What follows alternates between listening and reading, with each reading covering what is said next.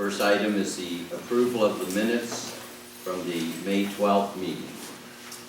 All right, a couple changes.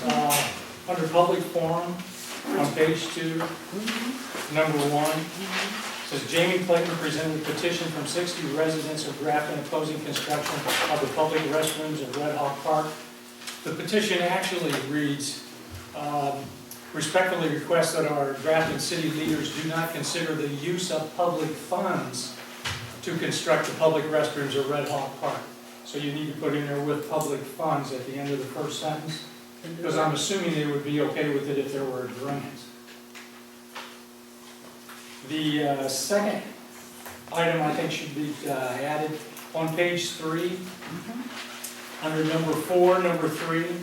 It says Governor Ronner's budget proposal would potentially cut $36,000 in city revenue. If I remember, that is from income tax. Yes. The income tax fund. We should state from the income tax fund. I can do that. That's, and we all know that's still up in the air. Yeah, I understand, but I just thought for future reference, Right. we need to have that clarified. Thank you. And so I'll ask it for it as amended. I have a question about page 3. The citywide cleanup is May 30th, isn't it? Yes, Saturday. Well, this reads like it's for the coming weekend, and I thought, maybe we didn't tell people, right? Maybe I told her, I thought it was that week. It's the 30th, we put it in the newsletter, and we've been announcing that. Yeah. at the council. So Which- she needs to where change is the that? minutes. It's on page 3, the very last thing, number 6.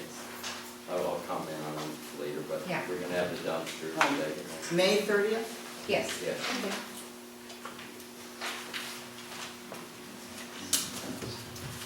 I'll make a motion to approve the minutes as corrected. Second. Alderman Barzak? Yes. Alderman Crone? Yes. Alderman Amber? Yes. Alderman Cole? Yes. Got words in here? I think so. Alderman Raleigh? Yes. Alderman Hayes? Yes. The minutes are approved. Somewhere in the back of the room, right hand corner. Next, we have a public forum. First, Kim Ballman and is it Mrs. Everlyn? Miss Kim Everlyn. Let's see, Kim Ballman. Mayor, I want to make a suggestion before we start. Could we limit our information from people to 5 minutes? Usually 5 minutes, you can get a lot said, and I then think they we start can- repeating it. We'll take that up for advisement, yeah. Okay. I'll have to have it. Some councils have a timer they turn on. Right, we might have. Sam reaches the bottom, your time's up, but that's fine. Okay. Hi, my name is Kim Ballman Heberlin, and my husband Rick and I own the whole scoop in town here. And I just wanted to take a minute to thank the council for approving our special event for the second annual River Rat Catfish Tournament, because it was a huge success for our city and for the businesses. When my husband created this event 2 years ago, he had 3 criteria in mind. One being to showcase our beautiful river and to perhaps resurrect the history of our city's rich fishing tradition. I believe we accomplished that in the last 2 years. Also for it to be a fundraiser for the chamber, so we can attract more businesses to town and advertise for those businesses that are here. And third, an event that would bring businesses, residents, and visitors alike to an event that was a lot of fun. So thank you all for approving that event. And thanks to all the volunteers, the businesses that donated, and everybody did a great job. And I have a gift for the mayor as a special thank you for always. I already bought a t-shirt. I know. Thank you for supporting fishing for fish. It's not fish. Catfish Lane, thank you.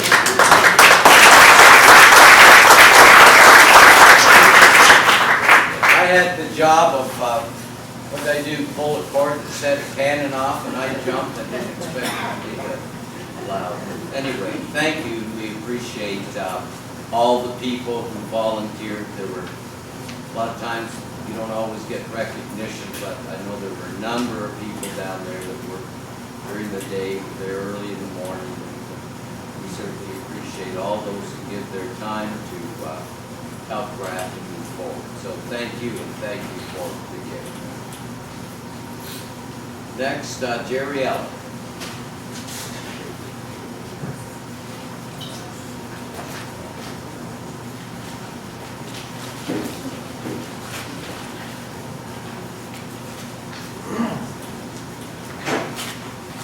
Well, I have several things today.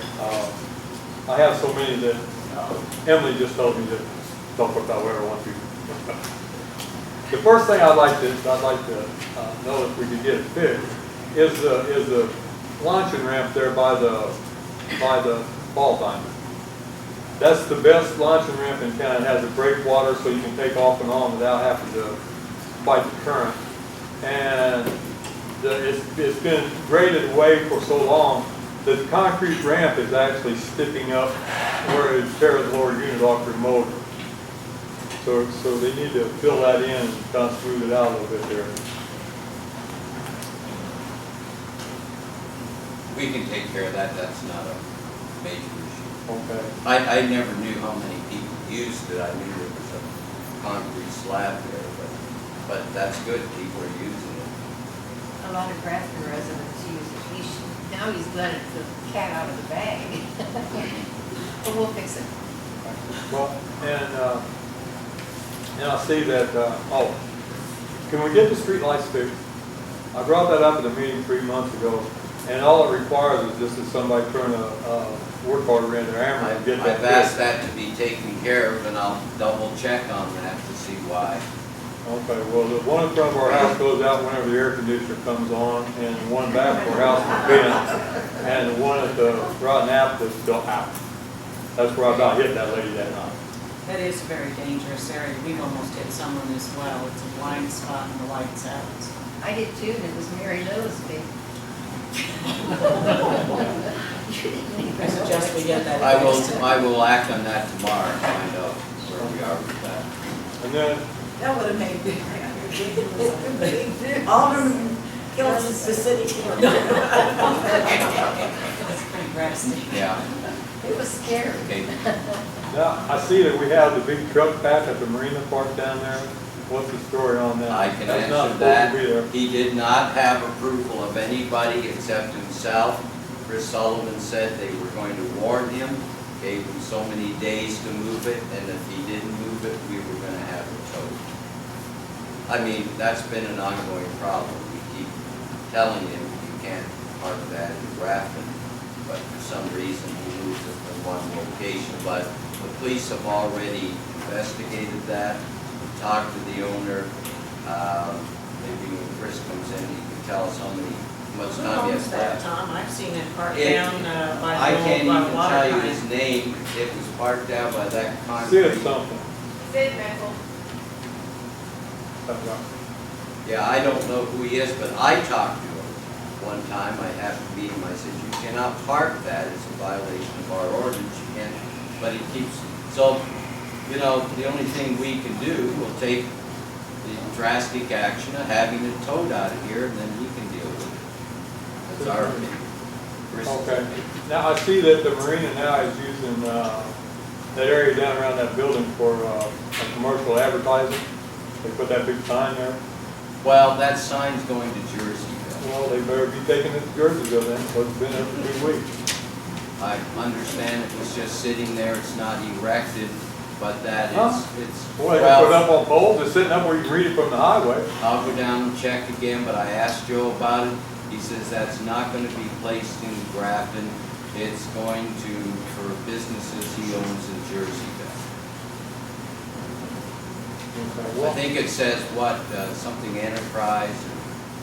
It's been there 2 weeks now, Tom. I will tell him then that he needs to get it to Jerseyville. okay, now, what's the deal on the city parking lot? Are we gonna redo that parking lot there by the house even, where all the pipes and stuff are?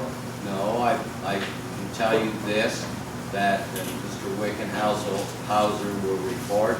I went down and talked to Mr. Sherla with Bruce. We explained to him that we're at the point that it has to be moved, or Bruce will take whatever action, legal action is necessary.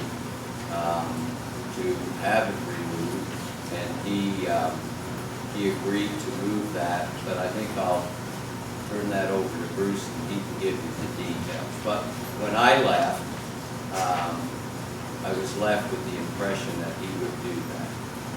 Okay, well, when that parking lot gets redone, it needs to be done with either Merrimack gravel or hard surface some way to alleviate some of the dust problem. We can use Merrimack gravel.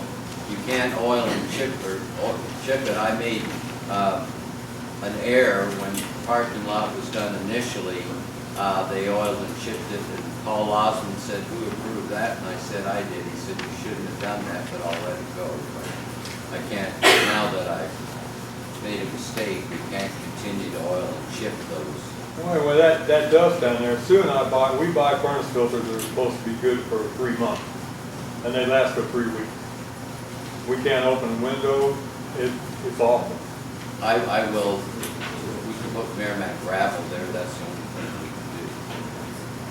Okay, and I want to talk about this permit that you gave me a couple meetings ago. This is, I want everybody to know about this permit. Okay.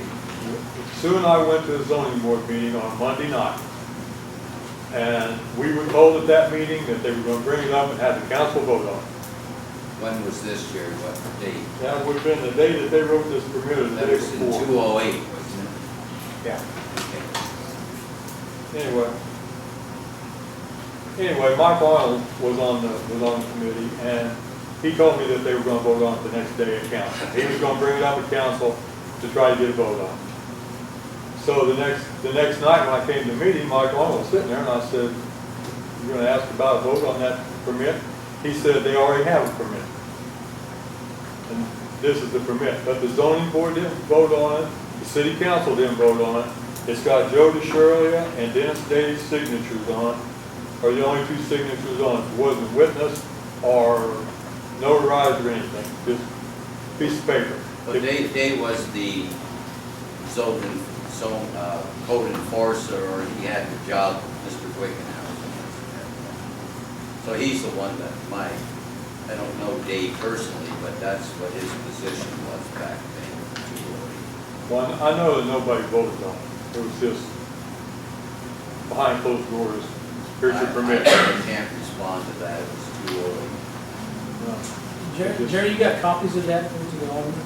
Sue has. Did you bring those in? I didn't bring them with me back. I thought that. You can have this one, I'll need it. Okay. But anyway, it's pretty hokey looking. They don't have anything on where it says size of the building, it's an 8. So I didn't know buildings came in sizes like shoes, but that's what it says. It's an 8. I guess that's all I got. Paul Osmond's coming, I understand, and I can't verify this, we'll find out when he gets here, that he also approved the location there, but I don't know that. I'll be glad to see what he says on the 28th, if he remembers approving that location. Paul Osmond said he had to go in that location. I don't know that, but I was told that, and when Paul gets here, that's one of the issues we should ask him about. Yeah, you know, before they started this campaign on that building, Joyce Harmon and I bought that building before 2008 with Mayor Mosby at the time. We wanted it removed then, and we were told, well, Bill Hurst gave the permit. No, it was Mr. Day. Well, we can't remember who did it, but oh, well, wait a minute, we can't find the permit. So now the permit has been found, what, 2 months ago, so Well, I found there's the something permit. funny about how the building got there, but the point is, it needs to be removed. I There think is were a all. lot of people that bought that permit to Yes. start with. Bobby Amber was one of them. Yes. Steve was one. And, All I did was give, you know, and I'm not gonna sit here and take responsibility, it was 208.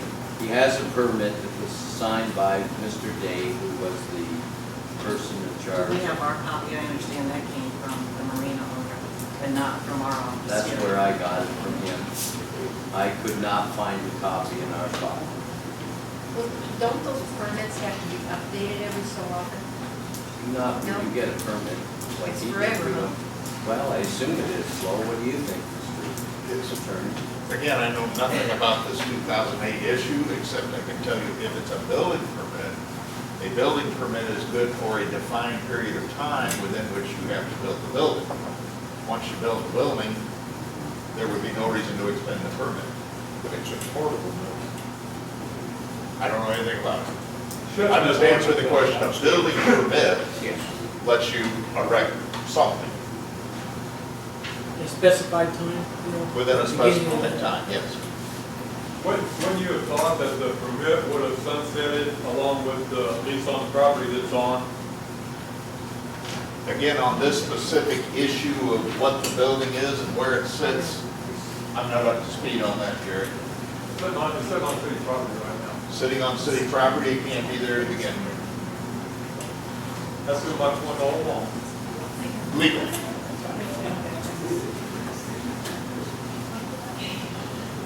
Well, we'll deal with that. All I know is, I investigated it. I gave a copy of what I had, a permit signed by Mr. Day, 208.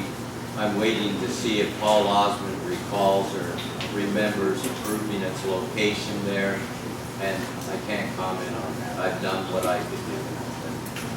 I don't feel that the onus is on me if you got the permit approved by the city in 208, but we'll, I think that'll all be looked into.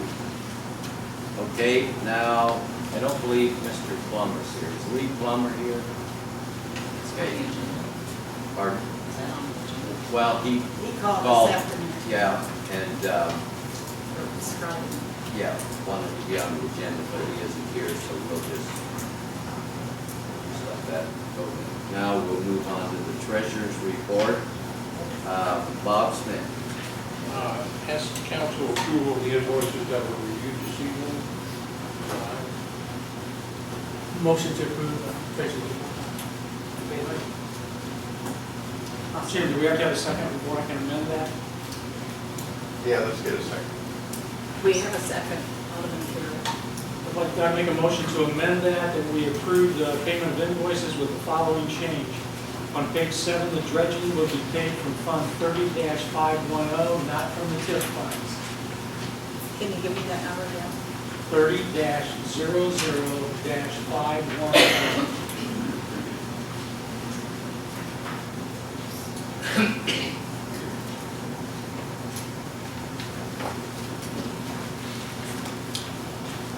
They could die for lack of a second. Second.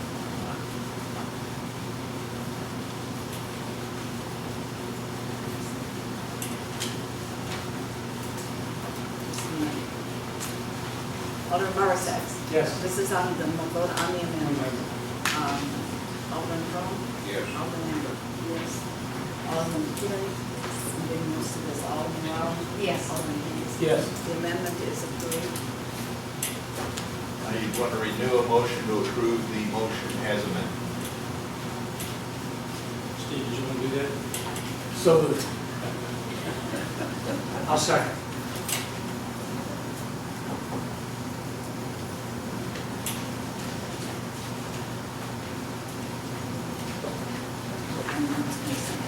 Alderman Barisek? Yes. Alderman Crum? Yes. Alderman Amber? Alderman Carey? Yes. Alderman Rowe? Alderman Hayes? Yes. The treasurer's report is amended. A zoning planning, zoning, Bruce Wickenhauser.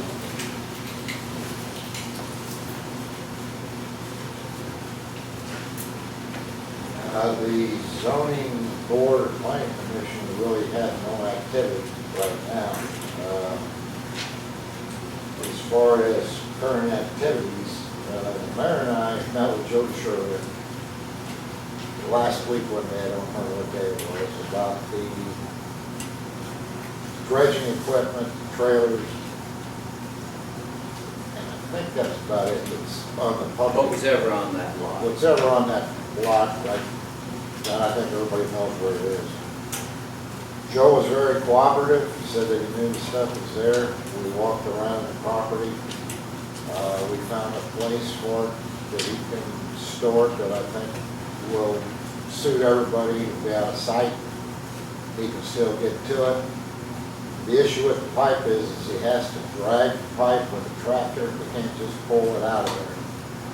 So on the very far end of the marina, there's a spot where he can get to it and get it out of there. Our understanding was he wasn't going to do it right away, but that he was very cooperative and that he was very willing to do stuff. I think he was waiting, if I can interject something since I have to be standing there. He did state that I want to make sure that they're not singling me out. Are you going to enforce this for everybody in Grafton? Your response was yes. If we get a complaint about another situation or other situations, then we'll treat everyone equally. We're not just singling you out, you're the only one that has to comply. And that was what I remember about that conversation. That's true. I mean, that was said. And again, the way that,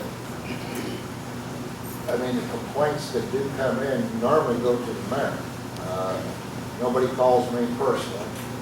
And when we get a complaint, the mayor normally calls me and then we take a look at it. Where's he gonna move it to? All this junk. Well, I mean, go Go ahead, ahead. Mayor. Well, it's pipes, he is dredging, so let's get that. He's using those pipes to dredge. I've watched him dredge them. Those pipes are gonna be all the way down, you know where the big stone dike is, I call it, at Yeah. the far end, down there. So they won't be in that area. They're, they won't be next to Mr. Ellers, and they will be down there. They have to be somewhere where he can access them readily, and we lot way down at that far end, and it would be toward the water, he would slide in there. I think in his PUD, I think we should maybe check his PUD before we agree to that. I think the PUD has him putting his boat trailers in that lot that you're referring to move the dredging equipment. In the original PUD, I believe that is where the boat trailers are supposed to go, not along the road, not along the bike trail, but that was designated in the PUD, so I think we can check that. We could, we're talking about a very small area between the dike and. Yeah, exactly, that green area is supposed to be Not very, for you couldn't get. jet skis and stuff. I think that was in the PUD, original PUD, everything else was green space, if I remember right, maybe. I don't know. I think that, there was a real beautiful picture when we built it. Well, he said that he's had his PUD checked 2 or 3 times and he's in compliance. I don't know that for a fact, I've never seen the PUD. You should have it here. Well, I mean, we have a copy here, I'm just saying that, I personally have not looked at it. But in And, that small area, Bruce, that I looked at, I don't see how you'd have room for jet skis, trailers, and all those pipes. It's not a very big area. It can't be from me to that wall. It doesn't seem to be, if it's the area we're talking about, you and I are talking about. well, and I agree, we did talk to him about he putting them inside that fence, but he can't get to them, he's got to drag them. I mean, I understand what you're saying, but he did present a PUD to the city and the zoning board, and it was voted on. And in that, and I've read the lease agreement, that he would be responsible for dredging. When the dredging comes equipment, I think you need to make plans for that equipment, and not on city property, and not where it affects the view from the road, and has an effect on every business owner in this room. Well, again, we'll check that, we'll pull the PUD out and look and see where, where it has a designated area. I have not seen that. Well, I think can we get should it. start there first, actually. That's fine. Yes, sir. He said his building is not big enough, he needs a bigger building, but he's got land up Jacket Hall. I can't hear you. He said the building wasn't big enough, he needed a bigger building, okay? He's got land up Daggett Hollow. It's not that far away. Well, it's quite a distance if you're gonna go up and get pipes. If you're crawling, then all the other stuff I'm talking about. Oh. The telephone poles. Okay, I don't know, that's fine, we didn't actually, we discussed that lot, Roger, and that's fine, there may be other issues there, but that's quite a distance at the end of the day. All with its equipment you're using, you know, like right now. But the trailers, they're to be moved out of there also. But we just went down and thought if we could get him to conform, did the best we could on that. I also have a meeting Thursday with Paul Osmond, he's coming down. We're going through the city and all the regulations and make sure that we're doing everything that needs to be done. So he'll be here at 10 on Thursday. And I understand Steve and Flo, you're going to come? Yeah. No. Steve no, is, so no, she yes. is. Okay. Sarah's gonna take my question. Okay. So it'll be Sarah. Where will we be meeting at, Bruce? Well, I understand we're going to meet him here at City Hall, What time? 10 o'clock.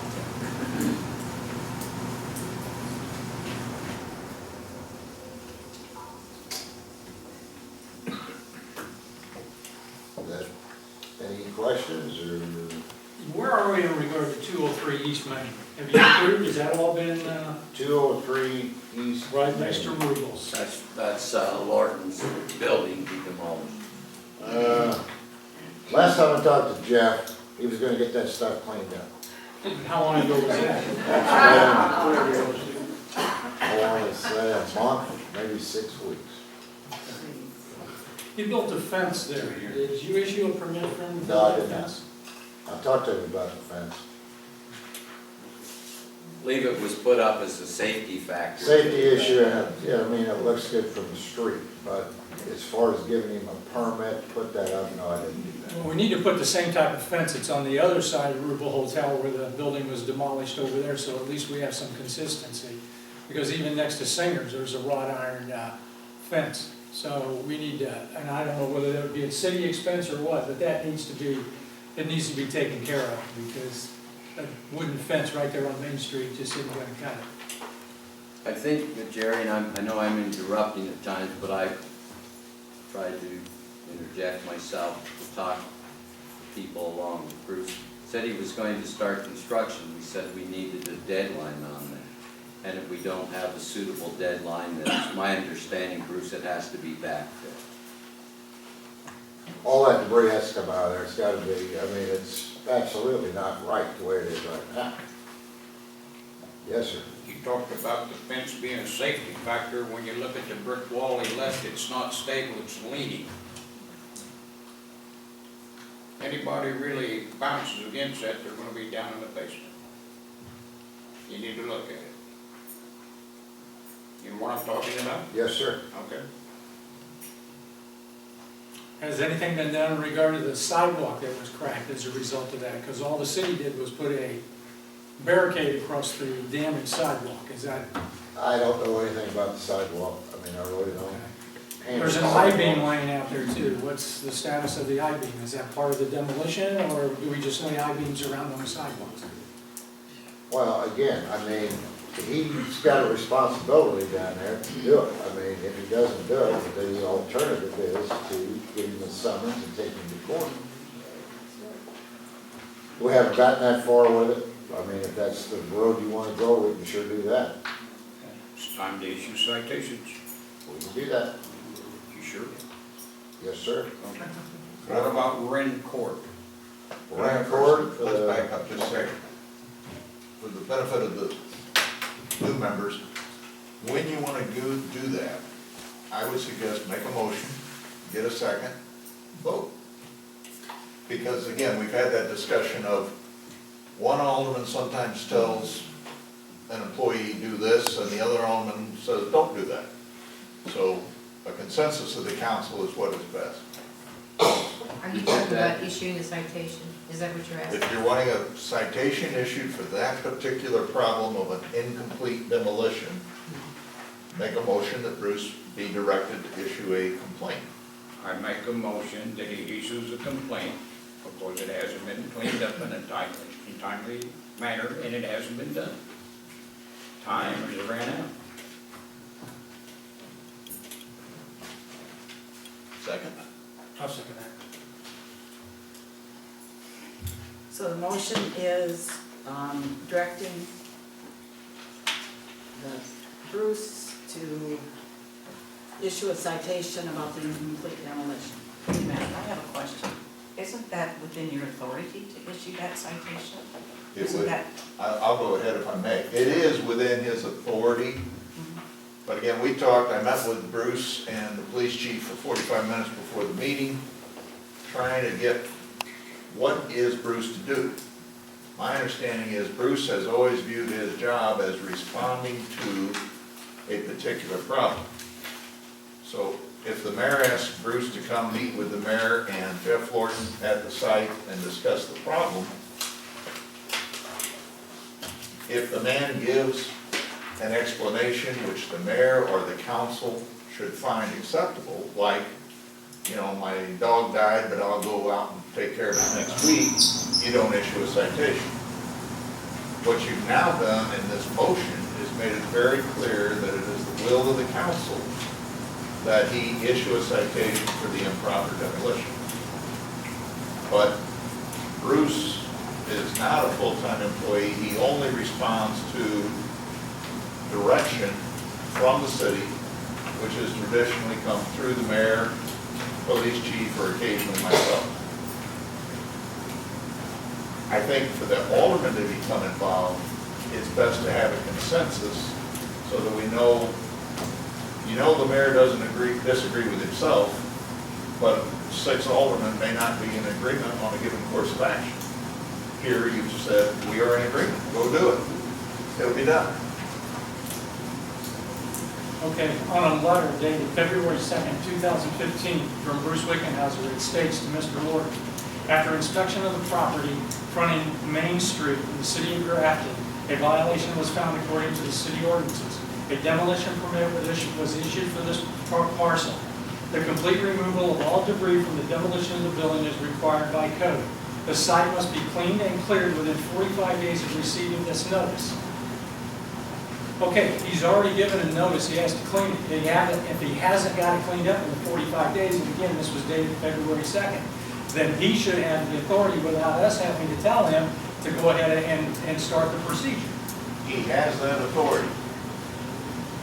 The discretion of when to use the authority is influenced by the mayor, by the police chief, and by the council.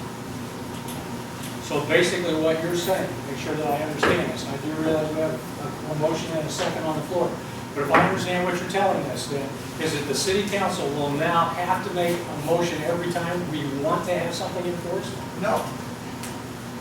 If there's something that's going along in a manner that you disapprove of, because it's going too slow, or he has had too many excuses which he found acceptable,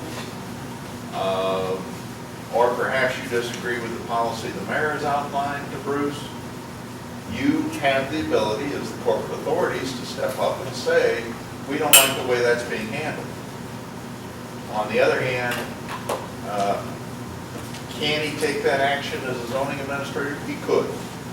But some things he does that, I assume, with a simple phone call of somebody saying, would you look at what's going on at blank address? There's a junk car in the front yard. Maybe he just figures, I talked to him, the guy gave me a hard time, he didn't act like he was going to fix it, so I wrote him a citation. If he goes to that address and the guy says, my wife is terminally ill, I'm spending every moment of the day over at Barnes Hospital, I'll get to it when I can, maybe he doesn't write a citation. But where you disagree with the public policy that is being exercised by Mr. Wickenhauser, or whatever number of influences may have influenced him, you can collectively say, we want you to do this. And what exactly is he going to do with this motion? He's going to file an ordinance violation complaint like we discussed for 45 minutes. He's got the forms now from the chief, which he just got tonight. Okay. I went over with him, as did the chief. Here's what you have to do to fill this thing out. Here's where it gets filed. Kevin Teller does the prosecutions for the city. I've encouraged him to go over and get to know the clerks who actually handle it in the courthouse. make sure they know who he is, how to contact him. And he's also gonna go over and talk to Kevin Teller, make sure he understands the procedures that are expected of him by the Kevin Teller folks. So all that is in place. This will be the first one initiated by the council. Call the question. Alderman Morrison? Yes. Alderman Crum? Yes. Alderman Amber? Yes. Alderman Curry? Yes. Alderman Vaughn? Yes. Alderman Please? Yes. The motion passes. Now, can I ask about the next one, rent court? Rent court, I checked on about a meeting or two back. It was brought up. The resolution was passed last summer to begin that action. That action was filed with the circuit court. The service was not complete when I last reported, but it had one defendant left, a lien holder in Chicago, Cook County somewhere. I was told they were about to accomplish service through the Cook County Sheriff's Office. As soon as that is accomplished, typically the lien holders don't care. They're not going to hire an attorney and show up and fight it. So 30 days after they're served, we will be able to get a court order. I also talked to Bruce tonight that I think I will start handling those personally. We used to have Mr. Alan Knapp, who did the prosecutions for the city. Some time ago, the chief and the mayor, I believe, agreed that they would have this Kevin Teller do the prosecutions. That's fine with me. He's there. He's more convenient. So Alan was down to, I think, just this one ordinance or demolition. And I do them all the time myself. So I said, well, I'll start doing it. Yes, sir. We've got a photograph of the backup. Grass is 4 foot high. It's 3 foot on the side. There it is. Somebody said, well, go ahead and weed eat it. You can't weed eat it. It's got so much trash bags, swimming pools, that you couldn't even get to it. My suggestion was, while this is going on, is to have a dumpster. The city could be paid to have a dumpster there, to have the city employees take the trash bags and throw them in there and the rest of the junk, and then you could weed eat it, at least have it half decent. Now there's snakes in there, there's cockroaches, there's rodents, there's birds and everything else. And I wouldn't want, There's snakes in it. I wouldn't want it next to my house.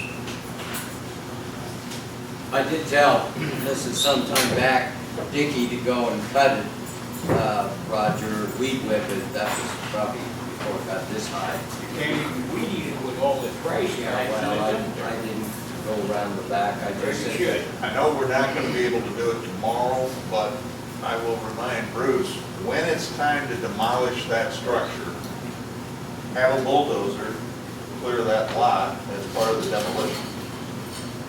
can we go ahead of that and move swing set or anything else that's on the property, Jim? I just want to make sure. Well, that's one of those questions, Mayor, that I'd rather not have to answer. I'll try to answer it in this way. If you had a city crew that could go in there and clean up obvious junk, take pictures in advance, document what you're moving, go in there and move it without getting hurt or hurting anybody. I never told you you could do that. Good enough. Well, what would be, who's gonna come after you for what?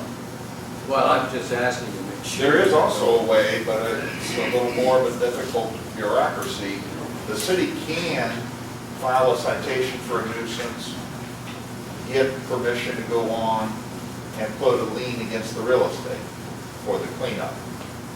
Is that all worth doing while you've got a demolition ready to happen? Probably not. But you know the demolition, what is going to happen? I can't imagine, Roger, it's gonna take more than 30, 45 days from here. I'm disappointed it didn't happen sooner. Frankly, it should have happened sooner. I'm just looking at the residents who live next door. Yeah. You got mice, they gotta have mouse traps and what have you in their house now because they're more in there. You got snakes there, you got cockroaches. I often get asked by the neighbor, can we go on there and just mow his grass? The guy's abandoned it, he's gone, we can't find him. Is it okay if we go by and cut his grass? I say, I'm not giving you permission, but I'll help you think through who's gonna complain. The police aren't gonna give you a citation. It would take the city to get a dumpster, and the city workers would clean it out, you're talking about 2 days, and you could have it halfway clean. I agree, we You're need to do you're a something. practical thinker on that, I know that. which means you wanna leave the lawyer out. Could you put that in writing? No. So what he's telling us, Rogers, we could do something. What we should do is do something for the people up there. The city ought to be able to rent a dumpster, put it up there, have the city workers. You got digging next door, you can just weed eat, take the trash and throw it in there. You can't even weed eat it now with the trash there if you ever walk behind. Is the owner gone? Huh? Is the owner gone out of the picture? Well, the only thing I understood is they took the water heater out so they could sell it to get grub money, somebody said, I don't know. But they're gone. They've been gone for a long time. Because the roof wouldn't have fell through for one thing in about 3 different areas. So we'll act on that. We'll, We've got a sure the dumpster. reporter won't put in the paper that the city attorney said, don't ask. No. We'll just, Turn your video camera on. we'll deal with that, and, we'll. It's a mystery, but it got cleaned up. No, it's not. We have 2 dumpsters on the 30th. Can we make connections? There may be a possibility, I agree with you, Flo, on the 30th, that they could get that stuff in one of our dump trucks and haul it down to the big dumpsters, and save us renting another You're dumpster. gonna double your time when you do that. With what the dumpster calls, you got it right there next to it, there's an open area, you can put it in there, and you don't have to use the truck and the gas and the time to run it. You're double half. Well, one way or the other, we'll get it done. Bruce, another question. I'm not exactly sure why you're listed under zoning board, planning commission report, but the question that I have would be directed more to them. Several months ago, Jim had sent to the planning commission a definition of a bed and breakfast. What happened to that? It was defeated. No. This is the actual state law Oh, I don't for a know. bed and breakfast. Well, that's, I don't know that. well, maybe the mayor. Mayor, where is that? Where are we? Well, in it regard was to that? my understanding that there must be another meeting to walk through that procedure. I've talked to Jim about it. I've talked to Bernie and asked him to set up a meeting to do what has to be done, and also to talk to Jim so that he clearly understands. Can we do that within the next 2 weeks, so at the next meeting we can adopt? I it? don't You see why. couldn't have the meeting that quickly because you have to publish the notice again. But Well, that's 15 Bernie, are you days. willing to schedule a meeting? Sure. All right, call me tomorrow, we'll try to get a date agreeable with you. And you'll give him that timeline, Jim. Correct. That's fine.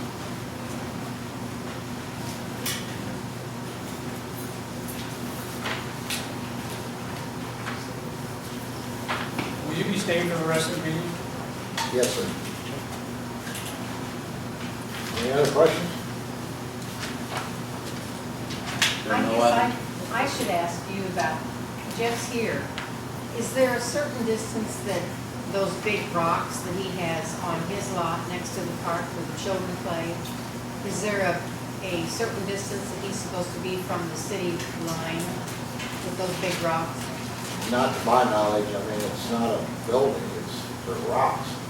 I don't, we don't have anything in the code that says that. Well, that's what I wondered. I didn't know if there was anything in the code about it. No, ma'am? Did you issue him a permit to put those there? No. Because that's in the flood fringe. You have to give him a permit to do that. You know that. Well, you should. He just did it. Paul Jerry. Osmond, Yeah, Paul one Osmond day will they were explain it to there. you on Thursday. And again, yeah, we're gonna go over all that stuff. But again, they were You can't dump anything in the flood fringe or the floodplain without a permit from the city.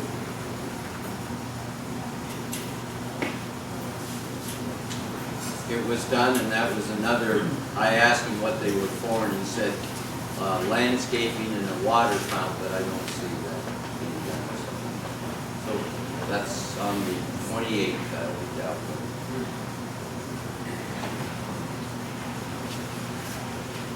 Okay, I guess we're down to city engineer report, Charlie Gino. Well, I'm suffering with a terrible cold, so I'm trying to keep it short. But first of all,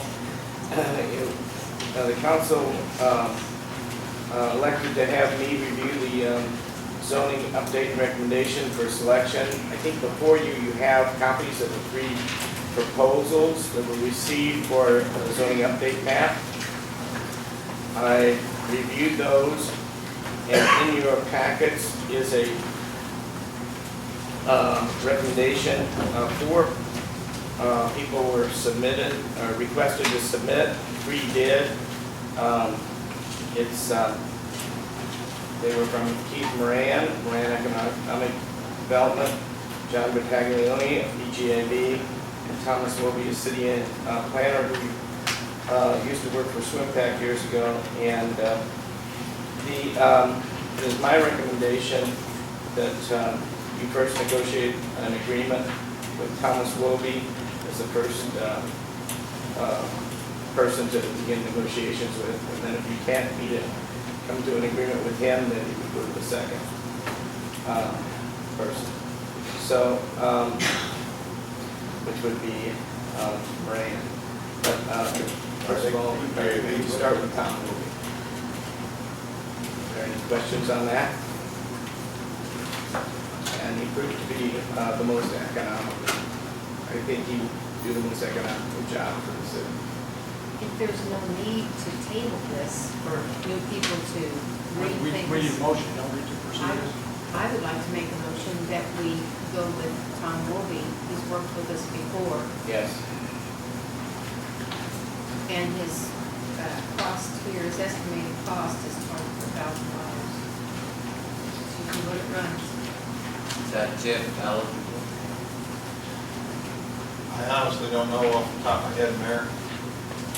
I can determine that. I think it is, but I think it is too. I think it is. I think it is. Right. You need a second? A second.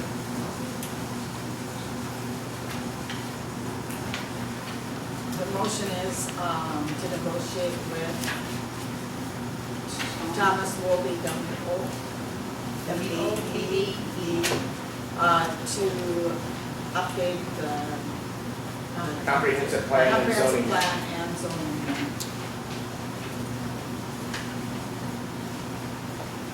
Alderman Borzak?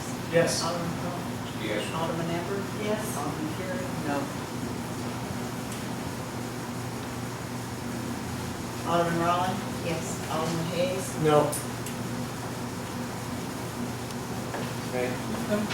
Before we go any further, Joe, let me ask how this works. Okay, so we've negotiated with him, he is going to be doing this.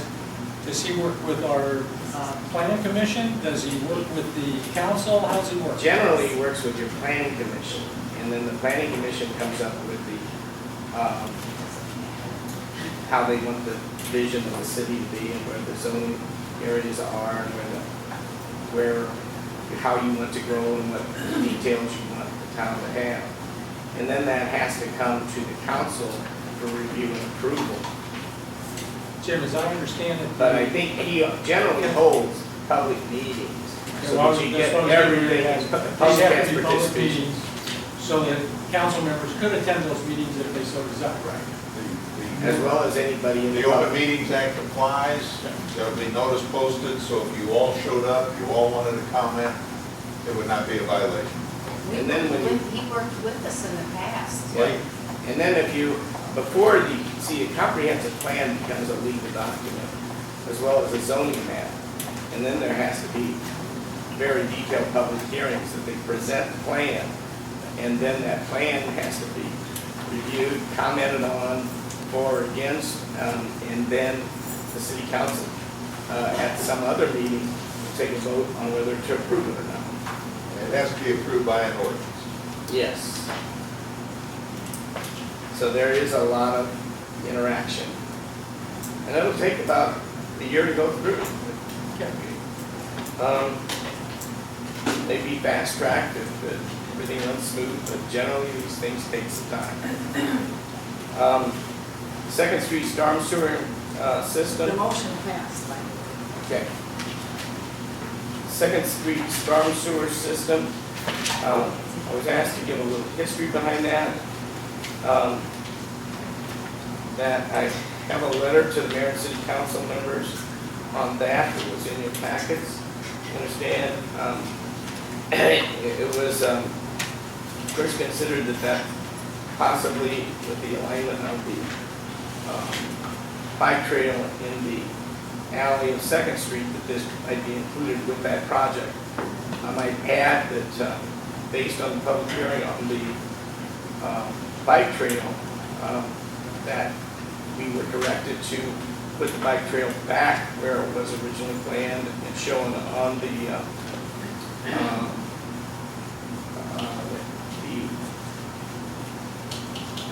harbor's PUD plan, which is will be along the edge of the parking lot.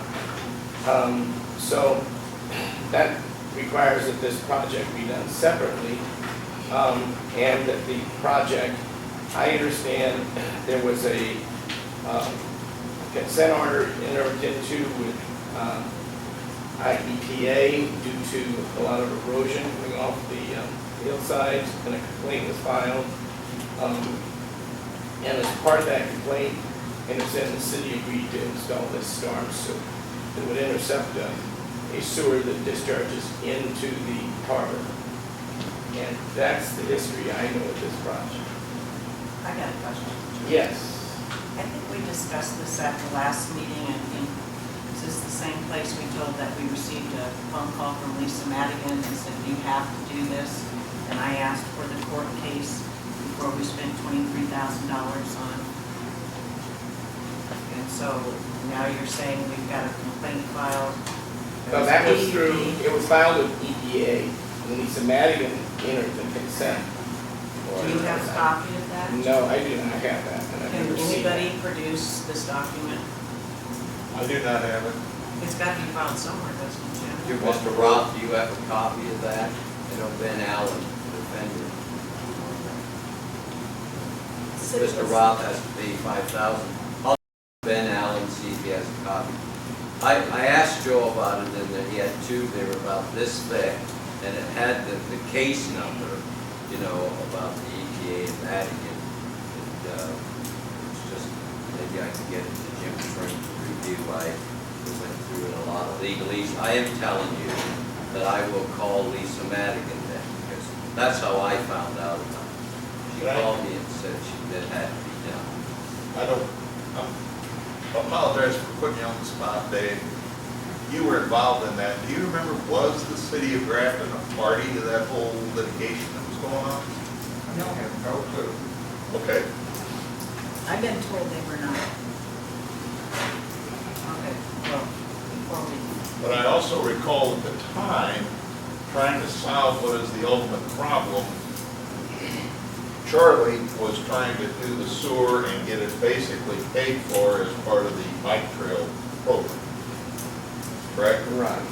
But now that the bike trail is shifted, that's no longer the viable Well, we option. still have a problem on Second Street. There is still a problem. There is still a It problem. has to be And done. see, the problem with Second Street is the area too, and I put it in the letter, the area has been filled south of Second Street, with all the city lots there, in between the Water Street, which is the parking lot of the harbor, and Second Street's been filled, and there are ponding areas now that are occurring there. So that, this storm sewer down Second Street would help that situation. But I'm not here to try and get a job, I'm here to just explain. But well, I have a question, though, Charlie, I'm trying to understand, because I think in this very same PUD, and I'd have to refer to Mr. Eller, I think he knows better.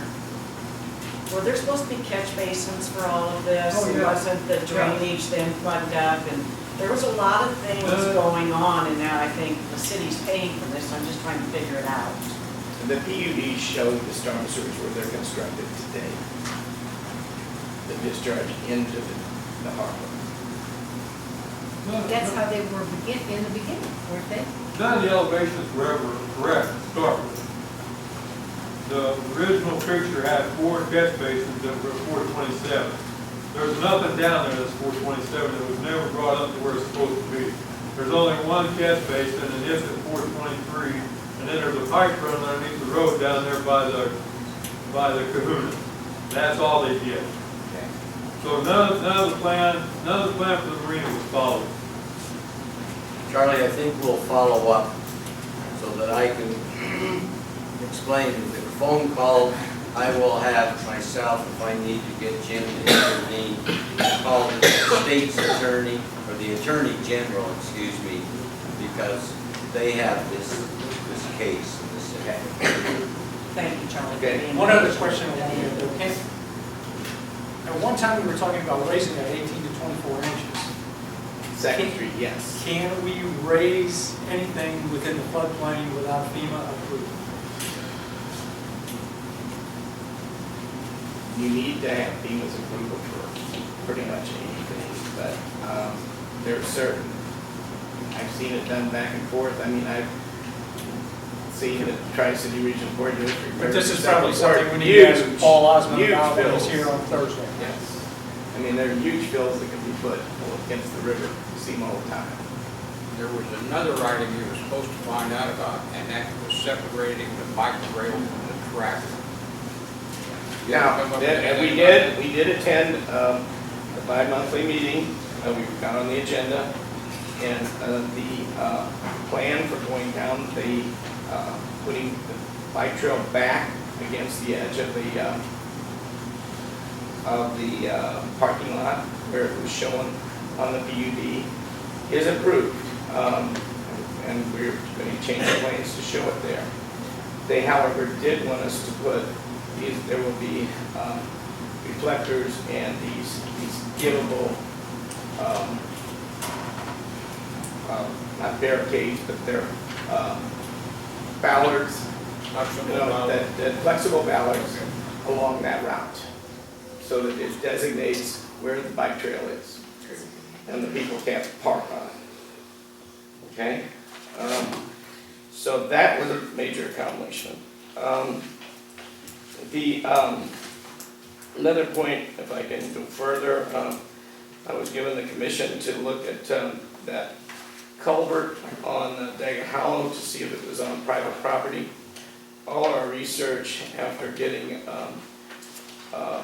copies of the title reports in that area of the property owners, and having looking at three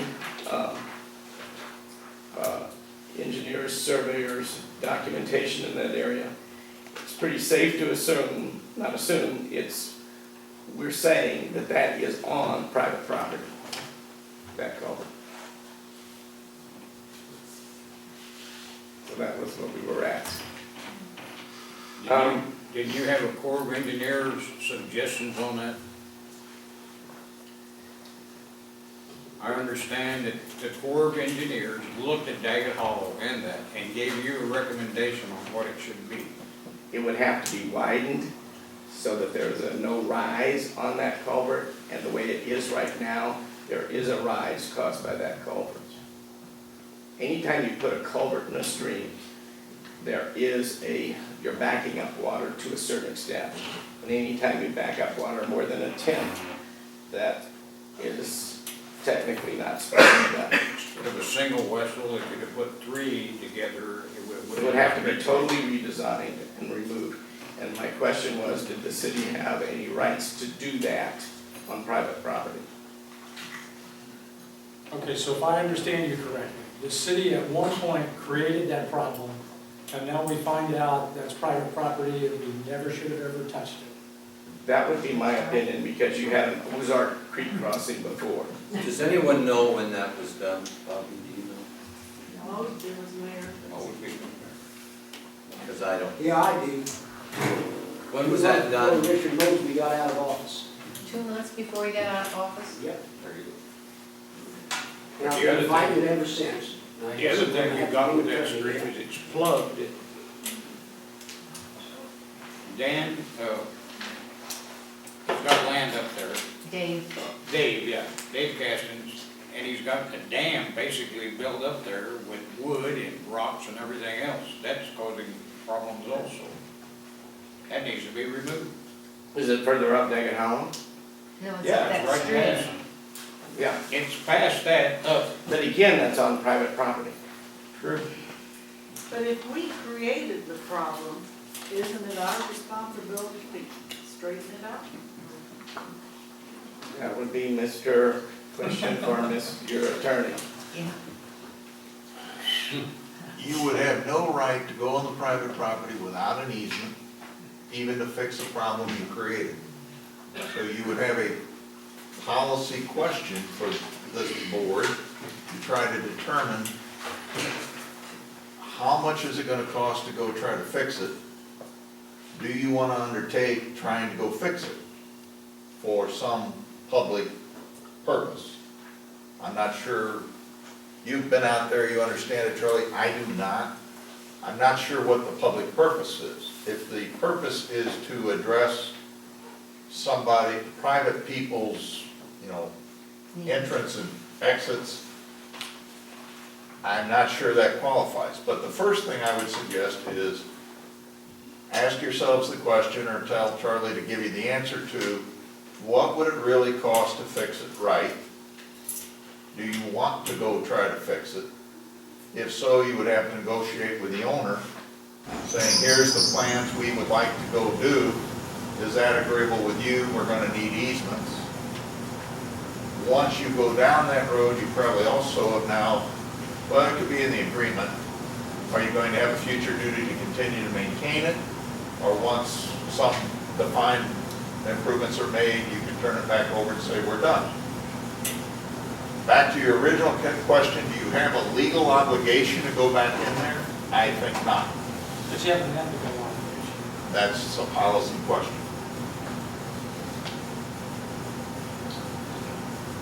And then I think you need to talk to the property owners about whether they want to go back to what it was, or they want it to be high enough to be able, these property owners want it high enough to be able to travel across the water when there's a flood. There's a flood involved in all this. The first guy who would have to be satisfied is whoever owns that property. If he wants it to be a natural creek, and other people want it to be something else, you're not gonna get anything done. And they should build it themselves. I mean, they need to build it the way they Nobody want. can build anything on his property unless he That's right. wants it built. I don't know how this thing happened under Mosby, but presumably at that time, the owner wanted it. I don't know. I have an Arkansas bridge, and I can tell you, I'm fine, but when you get a 3-inch rain, I'm not gonna go across it. Yeah. It's about 2 feet deep. So that's one of the issues. There's 7 homes down there, I believe. So all we're saying is you gotta be careful, whatever we do not create a problem for 7 residents who said, heck, we had a big rain, now we can't get up. That's the only way out as far as I know. Yeah, but we're Plus, there's also one destroying resident, Vicky's yeah. property I- as well. I- We need to address that as We well. need to address both issues, you're right. Could I say something? Sure. Am I continuing to clean up the mess that creek creates for me ever since they put that culvert in there? What do you desire? Then I don't know whose property it is They at belong this to point. Randy Burns and Dave Roth, I believe. Okay, what are you wanting to have done? Take it out of there. I can't do it anymore. I can't ride that equipment, clean it up constantly. And I've done it for years now. I guess you have to take it up with David Roth and Randy. Being Or on the private other property, option on we the don't table have a is to choice. build it correctly. Wasn't that the other option on the table? If we had permission from the landowner to build it properly, so people in Daggett Hollow can get out, the owner of the property is happy, and Benny is happy. Isn't that what the other option on the table? Well, we can look into it, we don't have anything to lose at Yeah, this there's- particular point, just to see what the possibilities are and what the cost would be. I I know it's not gonna be cheap. No, it's not gonna be cheap, because we have presented, I think in the past, a proposal. It has to have a hydraulic study on it, because it's more than 640 acres, the tributary coming down through that area. It, that alone is in the neighborhood of $18,000, because you have to do cross sections and everything, and study that drainage area, and the size of the opening that will take to carry that water during a 25, 50, 100-year storm. And then the construction of that opening is going to be expensive. So what's the pleasure of the council? What do you think? What do you want to do? If we want to do it, then he'll probably cut his consulting fees in half, I would expect. Only half. Well, I think we need to find out how much land is being actually owned up there. And what about, is it feasible for Vinnie to cut off a piece of that property, sell it to the landowners? He no longer has to take care of it, people that have the bridge. Maybe that's the worst, or the best of an option. Find out what the owner wants. And find out what the owner wants to do. What I would offer as a suggestion, if you like it, Charlie, you and I could go have a meeting with whoever the stakeholders are, the owner of the place where this culvert is, That's Mr. Benjamin Whitehead, the problem. hopefully the other folks who are affected. Then there's David Cassens, the Shirley's, Grafton Development Corporation, Drake Fleming, Vogel Michael, City of Eve, Ozzy Bhutan, Bhutan side. and Bhutan side, and then there's a William Hoagland up there. That all own where the bridge is at? No, they have access across where the bridge is. But some of you just mentioned don't use that bridge to access their property, the Shirley's don't, Because they can come in from the other side. and neither does Caston's. But there's Michael- 7 residents that live Cassens back has a there. separate road. I thought there were about 7. I don't know if it's 7, it might be 5. My suggestion as a starting point was to try to figure out who's affected by this and invite them all, hopefully maybe coordinate a time, they can all show up. Bruce, myself, I'm sorry, Charlie, myself, But and we'll talk. I really think the people that are upstream are gonna want the bridge. Yeah, they're gonna want 3 or 4 $300,000 people that are upstream will or want the bridge. $400,000. The rest of them that can get access, they could care less. So, Should we be spending money on private property? You can't do that, can you? I think that's a fair offer, Jim said. Get everybody involved. and sit down I and think chat. at this particular point, or at least my opinion, is that I'm only one council. You know, Jim and I have a difference of opinion on many things. One of them is the legal and the ethical point. Ethically, if we created that problem, we should see what it's gonna take to correct the problem. If it's gonna be way too much money, then maybe we'll have to back off, or we'll have to negotiate with the landowners back there to see if they'll help contribute or whatever. But I think at this point, all we want to do is to find out as much information from all those vested individuals, and then come back to the council and let us know, right? yes, and back to your ethical, the ethical might be to take it back to what it was before we did whatever we did. And it could be. And that may not satisfy the various parties who are interested now. I don't know. But I think that is a first step of trying to figure out who's involved. Is there any consensus or agreement? There might be 2 sides, there might be 6 sides. What do you want? And then Charlie tries to analyze the cost of doing it. I think we should set up a meeting with all the vested interested parties and find out and see whether it can be worked out. Do we need a motion for that? I can give you an estimate cost of what you're embarking on if you're gonna try and correct with a bridge Okay. versus putting it back to Ozark Crossing. I already know what Benny wants, so we just have to find out about from the rest of them. If you need an estimate. Well, I can tell you they don't want it. They want the bridge left. Yeah.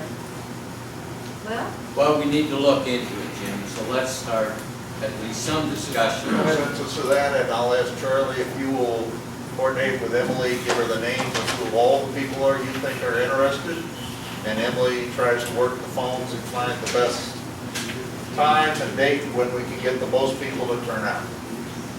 And we'll get back to you guys. Okay. What I'm putting down is that Charlie and Jim will, a meeting will be scheduled with the impact to the owners, with Charlie and Jim, and they will come back to the council with a report. Thanks, Charlie.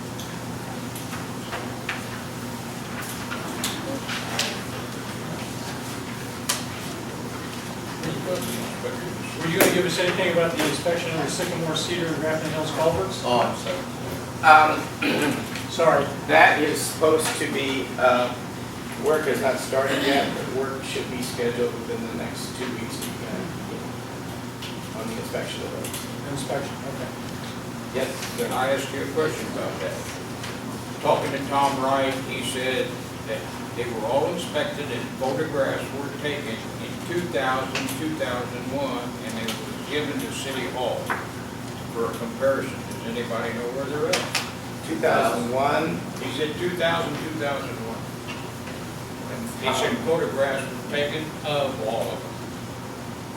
I'm not aware of them. It'd be great if we could get those. Well, I think it And would then be for it'd be a good benchmark to see if they changed. Were you our engineer? What year did you start as our engineer? In what, 96 or something, 97? So Did you you were work the, you with were Tom the Wright? engineer at that time? Yes, I was, I but, would like to think but I you never- have some knowledge that all that was done. oh, I sure don't. Okay. Well, I was here, Charlie, you had to. Yeah, I know I was here, I said I was here, but I sure don't have any knowledge of that. Do you? Remember that? Pictures being taken of those? Hazily, I remember. Mom, I have a question for you. Wait, who's Tom Wright? Tom Wright? Tom Wright was in charge of maintenance, Yes. and he knows everything in and out about, Okay. but he may not know where the paperwork is here at City Hall. Because even back then, they were starting to take 8-track, pictures of them. Maybe you ought to be talking to him. Yeah. I have a question for you too. All of those culverts go under the highway. Yes. Shouldn't IDOT be involved in taking care of this problem? If it's in there right away, I would think so, yes. And that's one of the things we would bring to their attention. We have talked to them. There's one place we started. They do not have any knowledge of the problem with any of those stone culverts, which surprises me because I know there is. Got to be. They're also good at playing dumb. Because those culverts are works of art, if they were put in with stone by stone, probably in the 1860s or something. That's right.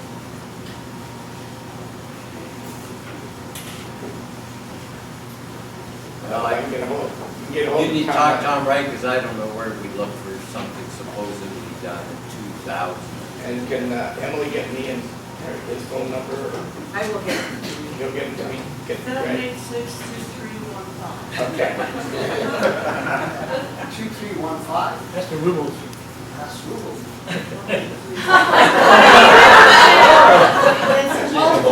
Come on, Bobby.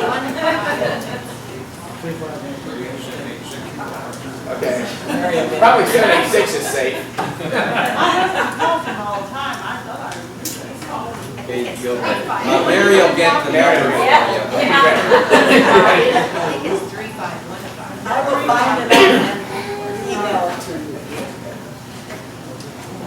The department committee report. Before I begin, just want to clarify. It's under old business.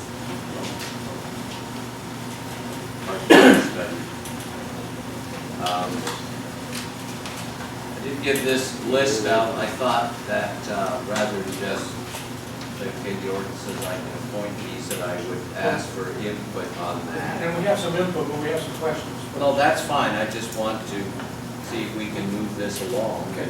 The development and comprehensive plan, what's the difference between those two? Well, there may be development that could not necessarily be under that comprehensive plan, although I would agree with you that that if you are going to have a major development, it could be some city development or that, but that should go into the comprehensive plan. So Even a small development will probably go to comprehensive plan, right? Would it make sense to have the finance and the TIF committee to be combined since they're both dealing with the budget for the city?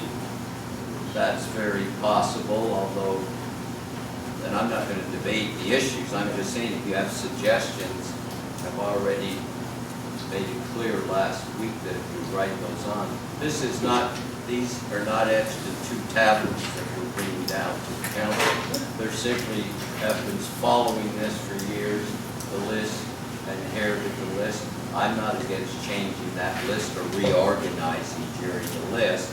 What I need is for someone to give me that so that we can restructure that. Okay. We'll give you a list of those, and who may be on each of those. Now, are these based on the members filling out the forms? This is based upon some discussion that the membership has had and trying to determine what some of the committees do and how they relate to each other.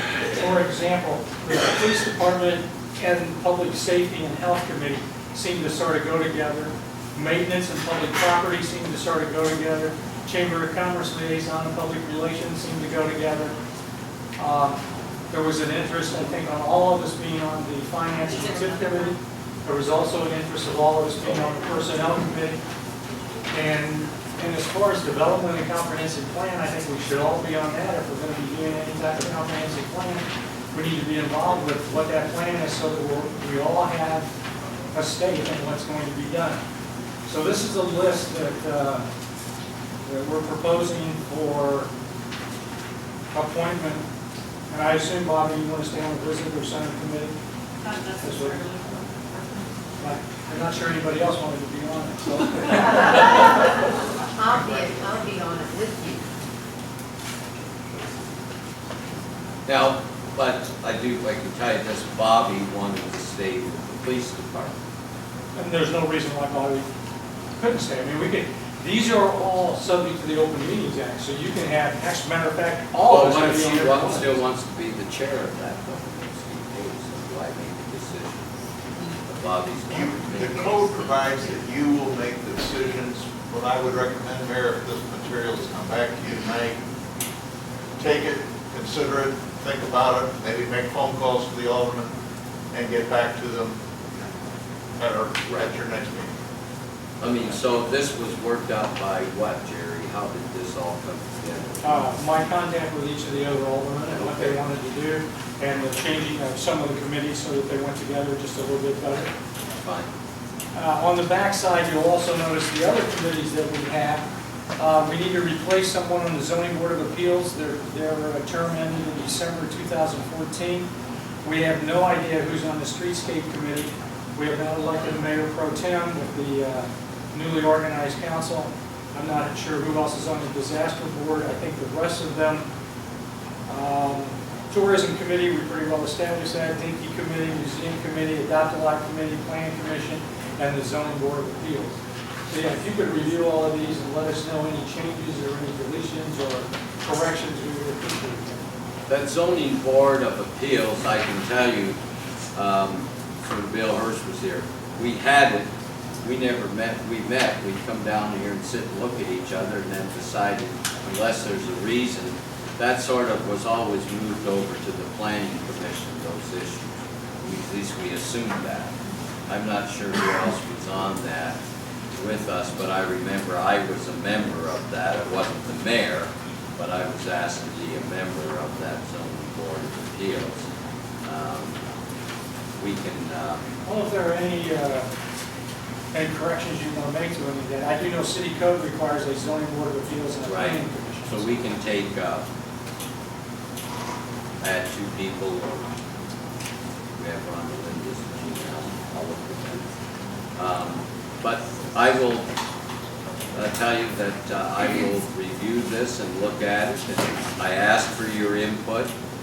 I didn't make an arbitrary decision, and I will certainly review this and get back. I'll give it back to the council. If I have questions, I'll call the council. Thank you. So for tonight, I'll go through this. I'll give my report. Well, it has development. Mayor Thompson. Oh, I'm sorry. Chris? No. Okay, let me go ahead and give my report. I'm sorry. First of all, there are some issues we discussed in these sessions of department committees that I'd like to bring to your attention. One is the food pantry. I remember last Wednesday, my wife was volunteering, and I had to go back and help her because of the overwhelming numbers. You have to put all this list in a bag, and we couldn't keep up with the numbers. I'm making that point not just to say, well, my wife and I help with the food pantry, that's no big deal to us. I mean, I'm here all the time. We lend a hand when we can. Mary isn't here all the time. She finally got hold of me and said, you've got to come back and help because there's so many people coming in, I can't keep up filling the bags. So when I went back there, some of the people come in and asked me if I was now in charge of the food pantry. I said, no, just temporary help. But there are a lot of people, Pam, Sundime, and others that volunteer, and I don't think those people get the recognition that they should get. There's a lot of work that goes into that food pantry. I've seen these tables full of groceries where they have to go there and catalog them and stack them and organize them. So a lot of people that you never see or never hear about volunteer to go back there. And I can only tell you, when I'm here on Wednesdays, and maybe not every Wednesday, they're extremely busy. It fills a real need in our city for people who need help. Same is true of the senior citizen and the luncheon. Bob handles the food, and the food's good, Bob, but they keep telling me they like the bingo, but they also like the food. But I don't think I'm exaggerating, Bob. What do we have, about 35 to 40 people in that range? We have 39. Yeah, sometimes even a little higher. But those are senior citizens that all come, and we met at the Methodist Church last week, so next week will be the month it'll be at the Catholic Church, and they have a great time. Many of these seniors, we do not require them to pay for the lunch. We've gotten, the food pantry and the seniors program is not supported by city funds. It's all money that's donated, or goods that are donated. So I think that's important, that we understand that, and there's a small group that organize the senior citizens luncheon and arranging for the bingo game and getting the prizes and helping seniors. So I just want to tell you, there's other things that go in Grafton we never talk about that I think are real important. And I can tell you that some of the people that live in senior housing, I always sit with Paul May. Paul wants to remind me how the river flows, which directions, east and west, and how the signs are on. But I like to listen to Paul. In fact, he's a history buff. He's very knowledgeable about our history. But, you know, the good thing for them is they can finally come and socialize with people. They're not sitting all alone eating their lunch. Maybe I see a van deliver stuff in a styrofoam box. Here's a chance for seniors to get together and, like seniors do, talk about the good old days and get together and socialize. And I just think it's an extremely encouraging day for those seniors. And I thank the people who give freely of their time and their money so that we can have this for our seniors. I wanted to mention that. I rarely talk about it. And while you're talking about it, if anyone's interested in donating any money or anything to the senior program, we'd be glad to take it. Right. The pantry gets a lot of food donated, but I've gone out and solicited money from the business individuals. But the senior program does need donations too. We just don't announce it. I agree with you, Flo. We thank the volunteers who participated in the successful catfish tournament. It was a busy weekend for us in town, in spite of the doom and gloom weather prediction. Got to the point where I'm not sure I want to watch the local weather because they were predicting rain Friday, Saturday, thunderstorms and rain, and Sunday and Monday. didn't quite work out that way a little bit on Friday. Ferry wasn't very busy Friday, but they were extremely busy, almost full on Saturday and Sunday. And I went around to check what was going on several times over the weekend, and there were large crowds everywhere. So I'm just telling you, we had a great day. The Raging Rivers opened up on the 23rd. They always are slow when they initially open. People usually wait till school's out, the sun comes out, but they're geared up to, well, I'm talking about that. On the 28th, they have that duck race from 5 to 7, and that's open to people at Raging Rivers Water Park in the evening from 5 to 7. The History Museum. I don't think I need to read this letter, but I did write, I gave a copy to Bonham, appointed letter. I'm hopeful. I brought that issue up when we met with people from DCEO and Rodney Davis in Taylorville, and they didn't respond negatively and say, well, you may as well forget that one. They just said that we're in negotiation on the budget, and we are still considering all options. So while it's frozen, it doesn't mean that it's not going to happen. So I talked about it, and we're keeping our fingers crossed and hopeful that we'll still get the money for the History Museum. Storm cleanup. Probably not everyone was affected the way we were on Springfield. I was without power for a little over 5 hours, and I counted 4 trees that came down on Springfield Street. It was a mess. In fact, there's still some debris along pushed off to the side, but we give approval of our thanks to Tom Prophet. He got out there because he had to work on Friday when they normally don't work Friday afternoons and Saturday, and did a lot of the cutting up of the trees and cleaning up the debris. I did call the company that does tree cutting case, but they weren't home. They were away out of town. So we weren't able to use anyone for help. But it does strengthen my belief that we do need more help in the maintenance department. But that was quite a major, and it wasn't only on our street. They told me there were other trees down there. And hopefully get through the winter before that happens again. I'll emphasize citywide cleanup. Generally, those hours are about 8 to 3. I know it starts at 8. And there will be 2 big dumpsters down in the turnaround on Daggett Hollow. So we encourage you to get your... On the 30th? 30th, Saturday the 30th. Yeah. And we've made arrangements for the dumpsters to be there. I tried to get the word out.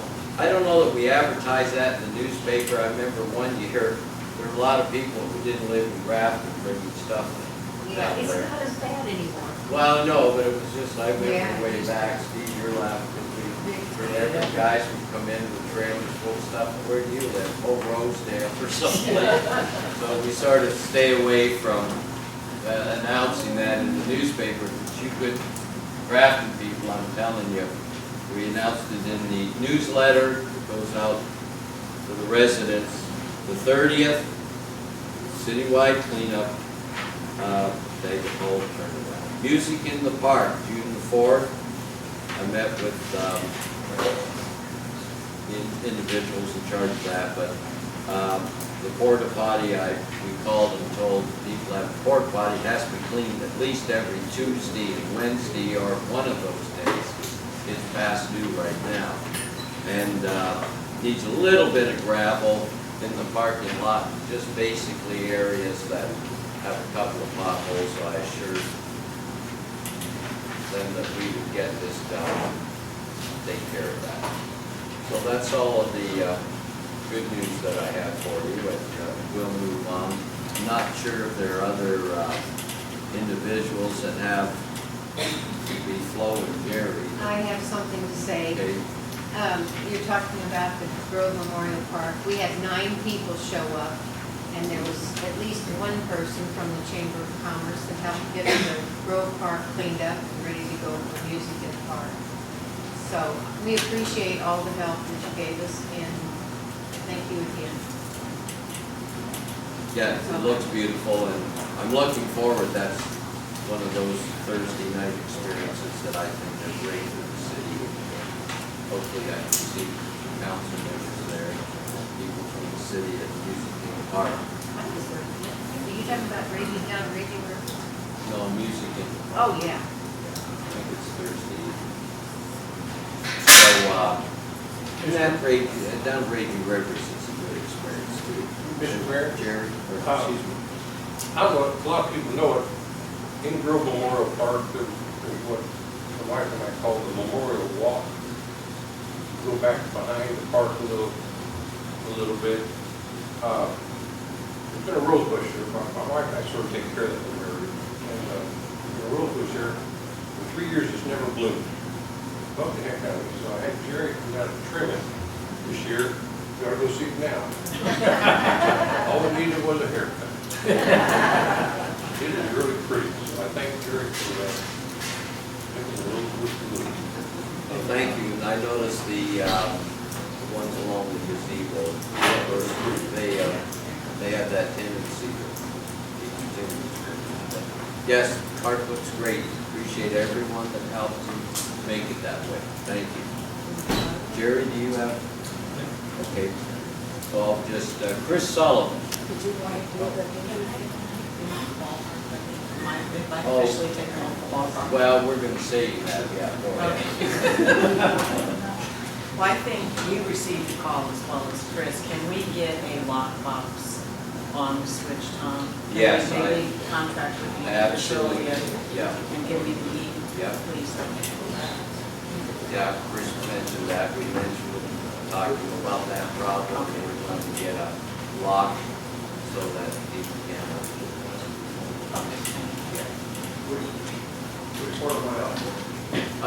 You're here in a minute here. I'm gonna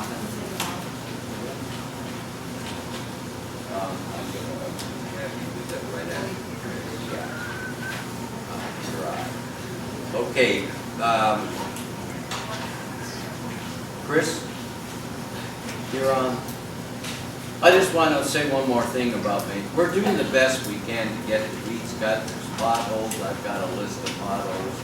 And when we get these committees, we need help with someone to oversee that. There's a lot that needs to be done, and I can tell you we're doing the best we can. The weather isn't cooperating as much as we'd like it to on some of this work, but we are slowly trying to get it back to where it needs to be. Okay, Chris. Parking lots? Parking lots, so, yeah, I better do your report. Hand these out one at a time. Back in April, I believe it was, the council requested and the mayor directed that we begin a comprehensive study of the parking lots. And I believe a motion was entered, as it was decided that we would do 3 at a time. And the first 3 have been completed. The first 3 studies of the parking lots. The 3 parking areas that we studied first were there's a parking area that used to be John Jones's warehouse, which is at the corner of Oak and Front Street. There is a parking lot that is between Uncle Andy's and 15 East on East Main Street across the street. And then there is the City Hall parking lot, which is jointly owned. The west side of the parking lot is owned by the Methodist Church. The east side of the parking lot is owned by the City of Grafton. So it will actually take some sort of joint action between the two. I don't believe anybody's asking you to make any decisions at this moment, but the traffic studies are there, the recommendations from the police department are there, there's photographs and diagrams to go along with them. During the course of this, the Department of Natural Resources was consulted because they all involve, with the exception of the parking lot here, which I don't think does, they all involve FEMA land, and they are all in the FEMA buyout property, and they are all in the floodplain, including this parking lot here. In addition, I consulted with the Illinois Attorney General's office with the Council for accessible parking spaces and handicap access. Also checked with IDOT and went through various procedures there to make sure that these lots are measured right, that they will meet ADA standards, and that they are acceptable. What's in there is also acceptable on FEMA property. So if you guys want, you can take the time to look at those and read them, and we'll go from there. Looks like a very thorough study, Chris. We appreciate a lot of time. And hopefully within the next, if not at the next council meeting, the following council meeting, we'll come back to the council asking for permission to buy signs, parking curbs, and go out for bids for blacktopping the handicap parking spaces, etc. Chris did an excellent job of getting all this together. One of the other things that you need to think about, which Chris and I talked about a little bit, was no parking in any of the city parking lots. So you overnight parking, no overnight parking in city parking lots. So you need to be thinking about that also, because that would make it much easier for them to do their job. It also would help a great deal in that we don't have problems with people just leaving their trailers or cars or whatever in those parking lots. We'll come back at a later time designating where all those parking lots would be stipulated as no overnight parking. There are currently a little better than half a dozen parking areas or FEMA lot areas that are designated that way. None of the rest of them are by city ordinance yet. And what I would ask when that happens is that we have time to list all of the properties that are FEMA properties and ask you to do one ordinance instead of each time we do a parking lot or lot to do a whole series of ordinances. We could include all the lots incorporated into the ordinance that already exists on the Human Code book. And our goal is to eventually have all city parking lots compliant with ADA. That's part of our goal. Jerry, I'm working with the scouts on that parking lot in the Girl Scout park. Is there a chance that you can mark that? You probably haven't done that one yet, have you? No, we haven't. Well, the girls are going to do that parking lot and that park this summer while they're off school. Yeah, we specifically left that off until we could determine what was going to happen there. There's issues with how we would make access to it. I talked with the mayor about that, and I've talked with Alderman Bowersax about that. There's some issues with how vehicles will make access to it, and there's some issues with where the parking will be. And we wanted to make sure that we knew what the Girl Scouts were actually doing next door before we would, for instance, plan where the mandatory handicap parking space would be, to make sure that it's someplace to give them access. They're pouring a lot of concrete, but I've already checked with the FEMA Yeah, people, and they if can do it's that. required to meet the ADA standards, we need to contact the DNR while we're doing it, but if it's mandated to meet ADA standards, then it is allowable even on the FEMA lots to pour a solid surface, which normally we're not, we have to have a surface that water can soak through. I'll get a hold of him and I'll get a diagram and then get that to you. From the Girl Scouts? Yeah, from the Girl Scouts, so that you know what they're talking about. Are we up with the rest of my stuff, or was it just? While you're here, Chris, I explained to the council earlier, that guy that keeps parking that great big truck trailer for hauling boat along, remember you've chased him off? I told the council that you were dealing with the issue, and the issue came down to either. It's been a 2-year project chasing that truck from one lot to another around town. And he most recently was parked on private property, and we fussed back and forth with him. He agreed to a deadline which he didn't meet, and then he moved it to another location, and then we made contact with him, and he was going in the next day for surgery. So we're at the point now where it's either going to be moved within a deadline that we've already given him, or the city's going to tow it. Because currently it's on city property. Does it have 2 different license plates, Chris? One in the front from one state and back? It's actually, yeah, but it's completely unlicensed. It did belong to the marina in Alton from which he purchased it. It is not roadworthy. It can't reach a speed to be licensed to be driven on the highway, so I'm not even sure how it got here. Can we just have it to everything Well, around it and? Yeah, I have to follow through, and I'm doing that. Okay. It was on private property, now it's on public property, and when I got a hold of him, he actually legitimately was going in to have surgery the next day and was unable to arrange it. So he will either move it or it will be towed. Yeah, I just wanted to clarify that. Thanks. I've got a couple other things if you want me to go ahead and go through. First, I'm going to give you advanced data on the Illinois traffic stop study. This is the racial profiling study on traffic stops. This is not yet for public release, but it's okay for you guys to see it. It will be released in July by IDOT, and this is just the preliminary numbers, which could be changed. But those indicate sex and race and the duration of traffic stops of everyone who stopped within the city of Alton, or in Grafton, within every city in the state. And the numbers, as usual, have given no indication of any biased policing or biased traffic stops against any group, race, sex, religion.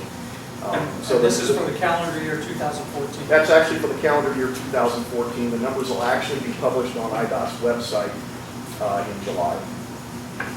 And then the beginning of the month, we don't have to go through this, but the first council meeting, this was skipped over, and that was just the information that you guys had requested be presented at the beginning of each meeting, at the beginning of each month for the previous month.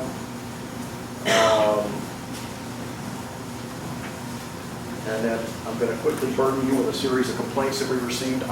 Most of these don't deal with things the police department would deal with, but we went ahead and made reports on them. A couple of these have been forwarded to Bruce Wickenhauser that are in reference actually to things that fall under the purview of building and zoning. But he's a part-time employee and not here on the weekends, so some of this was taken care of and forwarded to him as of now. And then one of them was a complaint, so if you guys want to just make copies of all of those, you can use those for future reference and just look through when you have time. And the last thing I'll let you guys have copies of is just a letter that came in for Officer Lewis, one of our new officers, and some people who were very pleased with the service they received and assistance from him.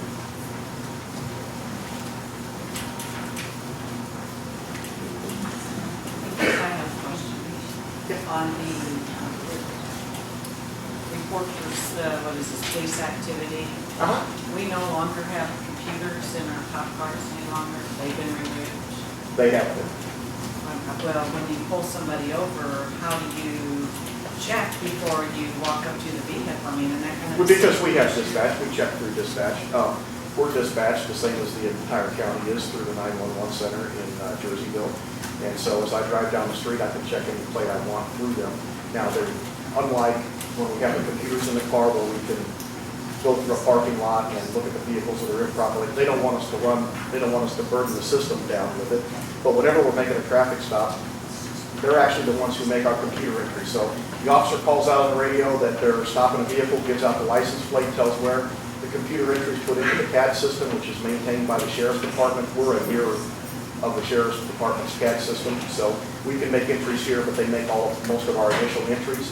They're going to put that in, they're going to run the plate, they come back and tell the officer, give them the vehicle information, tell them who the owner's information is, and they check and verify that. They can run the owner through, the passengers through. Why did we remove them? I mean, why did we have them and Because how did we remove them? we had them because they're a very, very useful tool, and we removed them because they are now obsolete and they don't work, and they are about 12 years old, I believe, and it's about $9,000 to replace each one of them.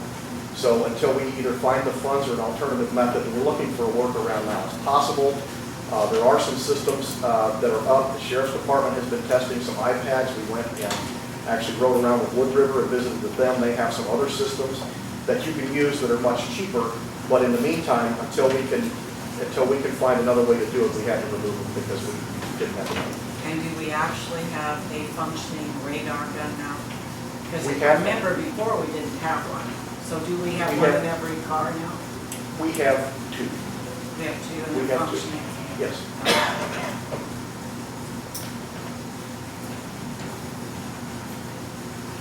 If we have any more questions, thank you. I'm sorry. I'm ahead of myself here. Police department. Before we get to that though, Mary, you wanted to talk about Lincoln's Pond development area? Yeah. Why don't you do it here? So right after the police department. So Mary wants to bring something to our attention on Lincoln's Pond. Just, May 2nd and 3rd, there was a very special event held in Springfield. It was a reenactment of Abraham Lincoln's funeral that, actually the funeral happened 150 years ago on those dates. And it was a really impressive reenactment. I think I talked to you about 2 years ago, we started a conversation about, there were 3 big pieces that needed to be there for that. One was the train that would carry Lincoln from Washington to Springfield. The other was the hearse that would take Lincoln from the train to the cemetery. And the last one was the coffin itself. And the original coffin rotted away. And through a conversation, there's been a partnership between the Grafton Historical Society, the Chautauqua Historical Society, and the Elsa Foundation to partner with creating a replica of that coffin. And so in that time, a small group of people have been meeting to plan that. But those 3 organizations provided the seed money of $1,000 each for that effort. And the result was that Richard Mosby constructed the coffin to our specifications. Batesville Coffin in Indiana put the finishing touches on the outside. The coffin itself is built with walnut. It is covered with broadcloth. It had sterling silver trim. The one we did has pewter covered with silver. And to the degree possible, it is a museum quality piece. And as a result of the research we did, we think it's as close as possible to that, to the original coffin. It was used up in Springfield, was an impressive thing. I would encourage you to go to the Springfield Journal's website. They have video and so on of the whole day of the coffin. They had not the whole train, they had the car. They took our coffin off the car. They walked it to a reviewing stand. They put it on a hearse, went to the reviewing stand. The coffin was then out on display all evening. It started to rain, so we had to go back in the hearse. It was really nice, impressive thing. The next day, the coffin was taken to Oak Ridge Cemetery and even got put in the original Lincoln tomb. Tell you this because now that commitment is over and it's what's next. So each of our historical societies is planning an event using that coffin.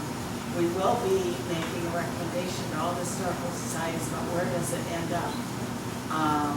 And I don't know where that'll be yet. There's a possibility of the Lincoln Museum in Springfield. We can talk to the Sports Theater people and so on. But in the meantime, we thought it was really important that the people in each of these communities get to see what we created.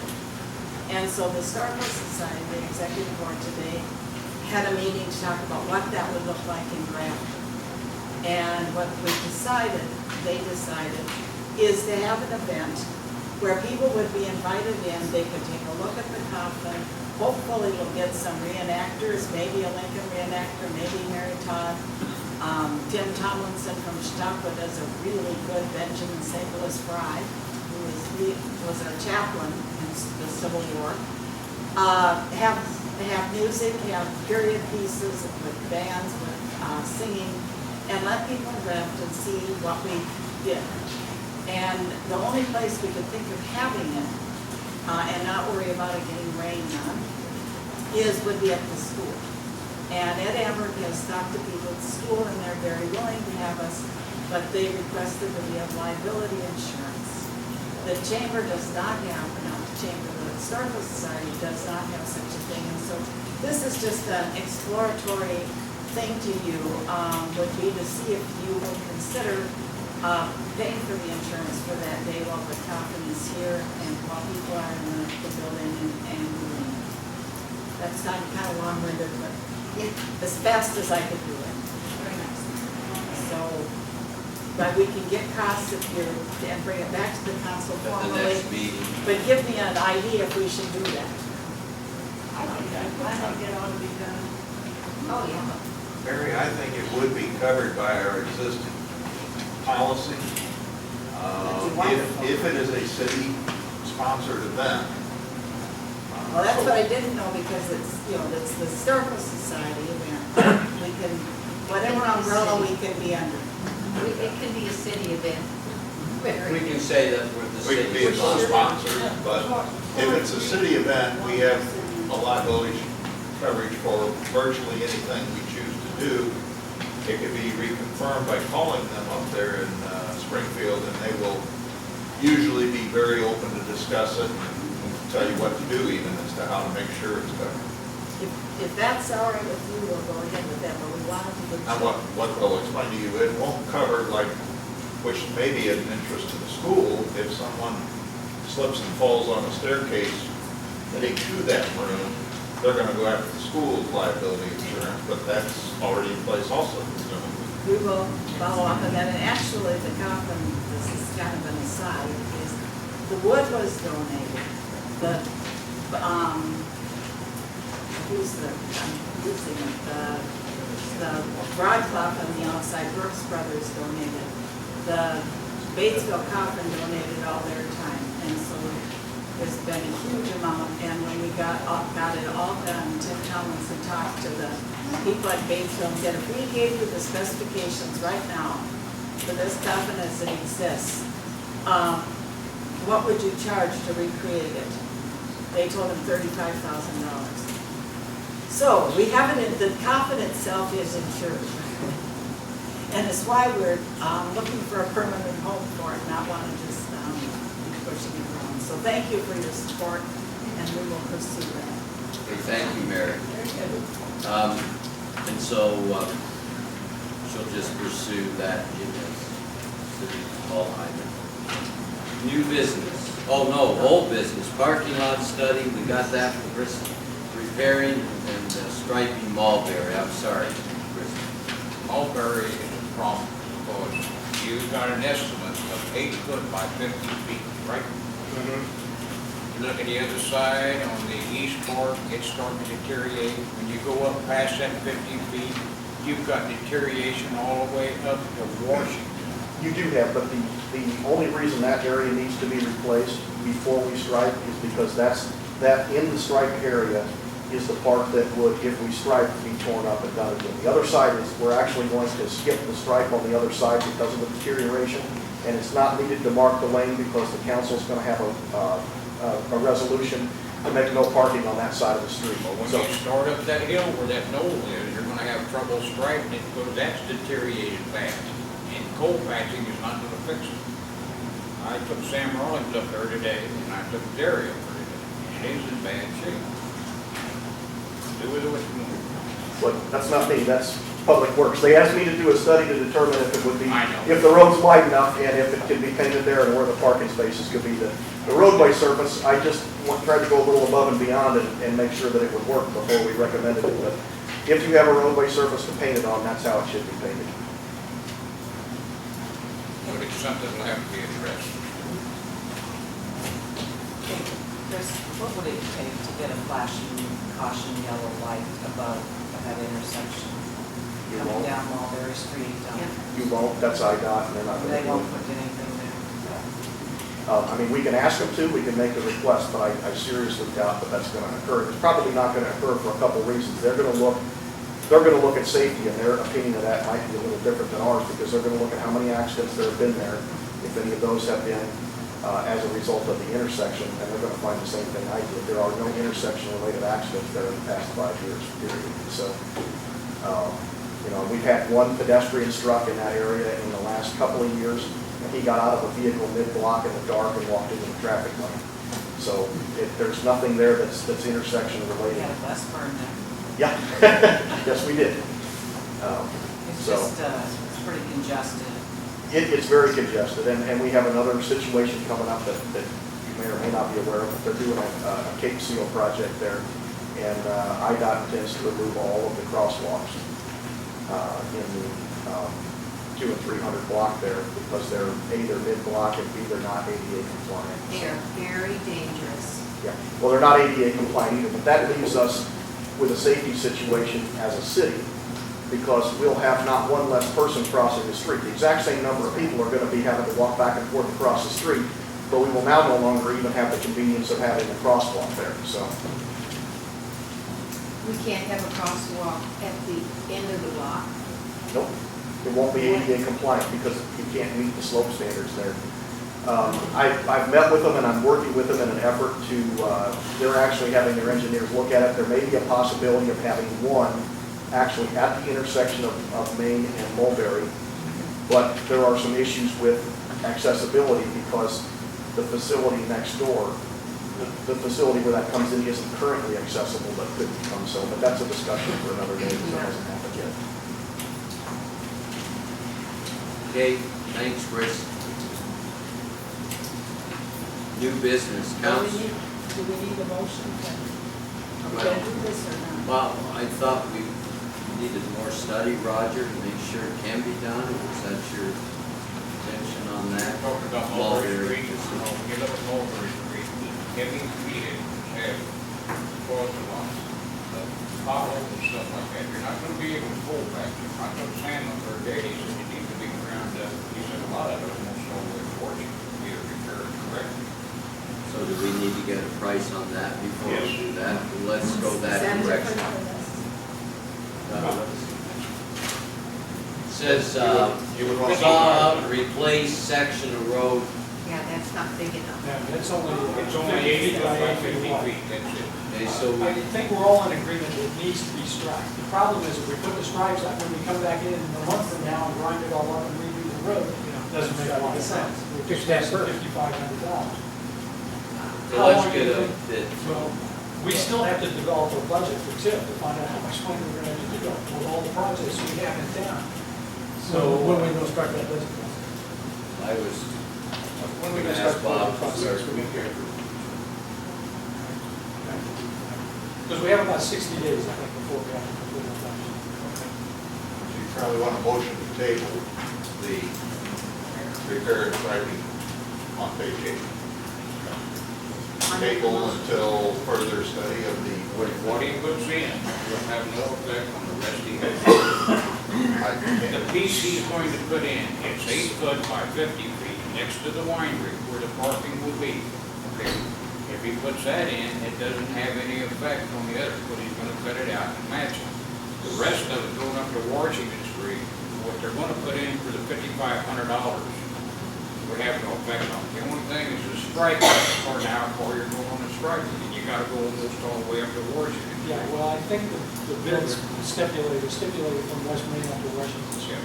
So what should we do, Roger, based upon what we looked at today? Should What I we, looked at today is you need to have him do the $5,500 and the striping. Because if you gotta grind it up, the striping's not gonna be that much. okay. with the- Yeah, it's $400, I guess, for the striping. So do you want to go ahead and vote? So are you gonna go ahead and make a motion to that? Make a motion, to restudy that, have Sam give a bid on what needs to be done on the asphalt all the way up to Washington.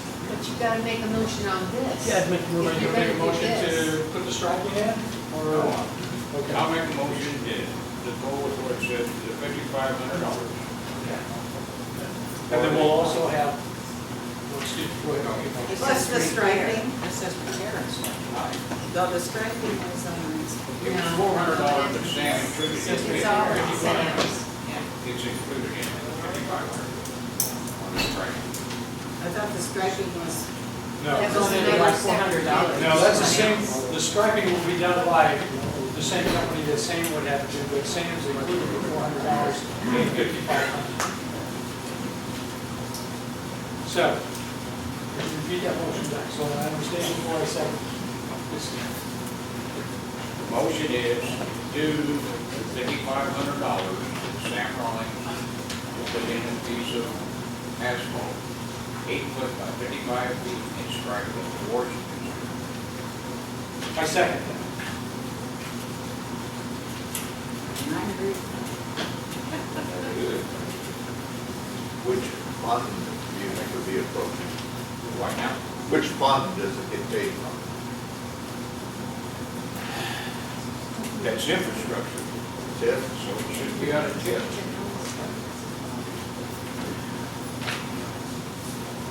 So, to authorize $5,500 for repair and striping to Grafton Material Services for Mulberry Street from Main Street to Washington Street. No, it doesn't go all the way to Washington, it only goes down to the first farm. But this The bid bid is- says Washington, and he'll just hold off if you talk to him about it. The bid is for basically the parking area next to the winery that will be striped for parking on the west side, right? He's Right, and they'll also mark it for parking. This says the estimate is for striping from West Main Street to Washington Street.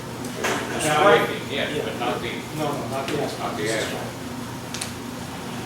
So a total of 5,500. yes. Whatever that. So the two bids, I think I got it. Alderman Barnes? Yes. Alderman Cole? Yes. Alderman Magley? Yes. Alderman Carey? Alderman Roll? Yes. Alderman Hayes? Yes. People who live up Mulberry Street are grateful. Can you limit the weight on that road if it's heavy trucks and whatever going up the road that's destroying the road?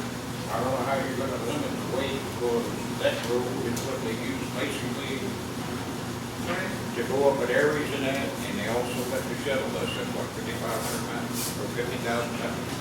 Well, there's also construction, Roger, on Yes. Grafton Winery. You're not Yeah. picking on anyone, but, you No. know, there was all kinds of reasons for trucks to go up there. I don't know what the weight limit should be. but I don't know. Asphalt's gonna be that way. Sam said he doesn't know how deep the base is, and he said he doesn't know how deep the asphalt is. And that makes a difference if you're putting in a good asphalt, you gotta have a good base. You don't know what the base was, you can't put it in.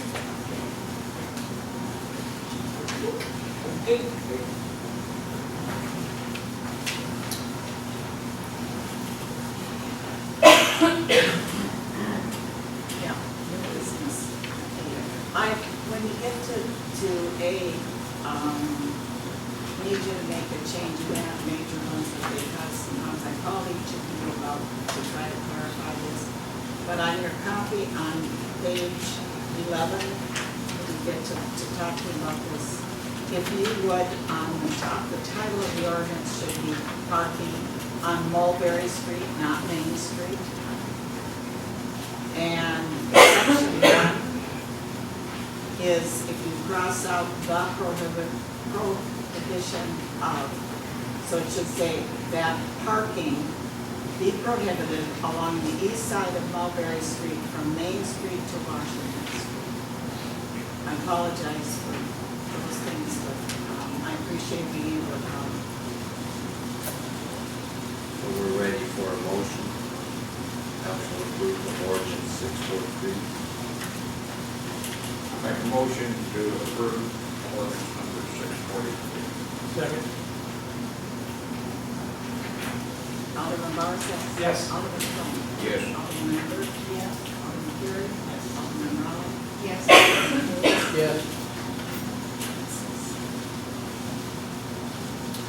B, council approval of resolution 2015-12, hiring a qualified part-time employee in the Public Works Department, City of Grafton, no more than 15 hours a week for an indefinite period to be reviewed by the city council in 90 days. Time hereafter. We talked about grass cutting, but one of the problems we have is more than cutting grass. When we had that storm and all the trees needed more help. When I look at all of the potholes, so if your guys are working on cutting grass, then somebody has to do the potholes. So if we have 3 people now. If you had 4, you'd have 2 working in one area and 2 on another, I assume. And in the wintertime, we no longer have Joe. Joe was one of the main people that do plowing and laying down cinders and salt. So you gotta look beyond just what we're talking about now in the summer. Get some major storms this winter, then we've got a problem. We need a person who can drive a snow plow, knows how to operate that, knows how to lay down the salt and cinders driving down the snow plow. That's why we were asking for a part-time person to be hired really to replace some of the hours that Joel was putting in. We no longer have Joel. Make up that difference. Did you? Yeah, there shouldn't be a I think we got you out a copy of the paint up one, the one you have for the person's We name. got a call from Emily. Yeah. There are two people I know of, according to Emily, who have applied for that position. I would suggest that we have to say, are we going to hire someone, and then we can get a couple of council members and someone to interview those people and come back with a decision. At this particular point, I'm more prone to find out if we can hire somebody to do some professional mowing for us. Because I've not been real happy with the mowing that's been done, especially up on the parks in Grafton Hills. I would propose we see if we can hire somebody to do the mowing and at least up in Grafton Hills, and then that would free up those people to do more work down here on the main street of Grafton. So I think. Still doesn't take care of the winter though, Jerry.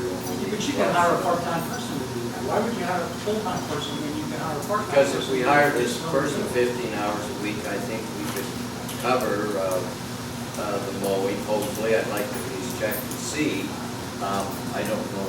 If they did a little bit better job of mowing and trimming, I might be a little receptive to it. I'm not real happy with what they've been doing. Our parks have looked, you go by the visitor center, it looks terrible.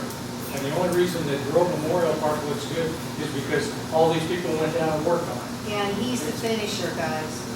And I just think we need to see if we can at least get the price of what it's gonna cost to have a professional mower do part of the city lots in town and find out comparative what it's gonna make, what the difference is gonna be in the cost.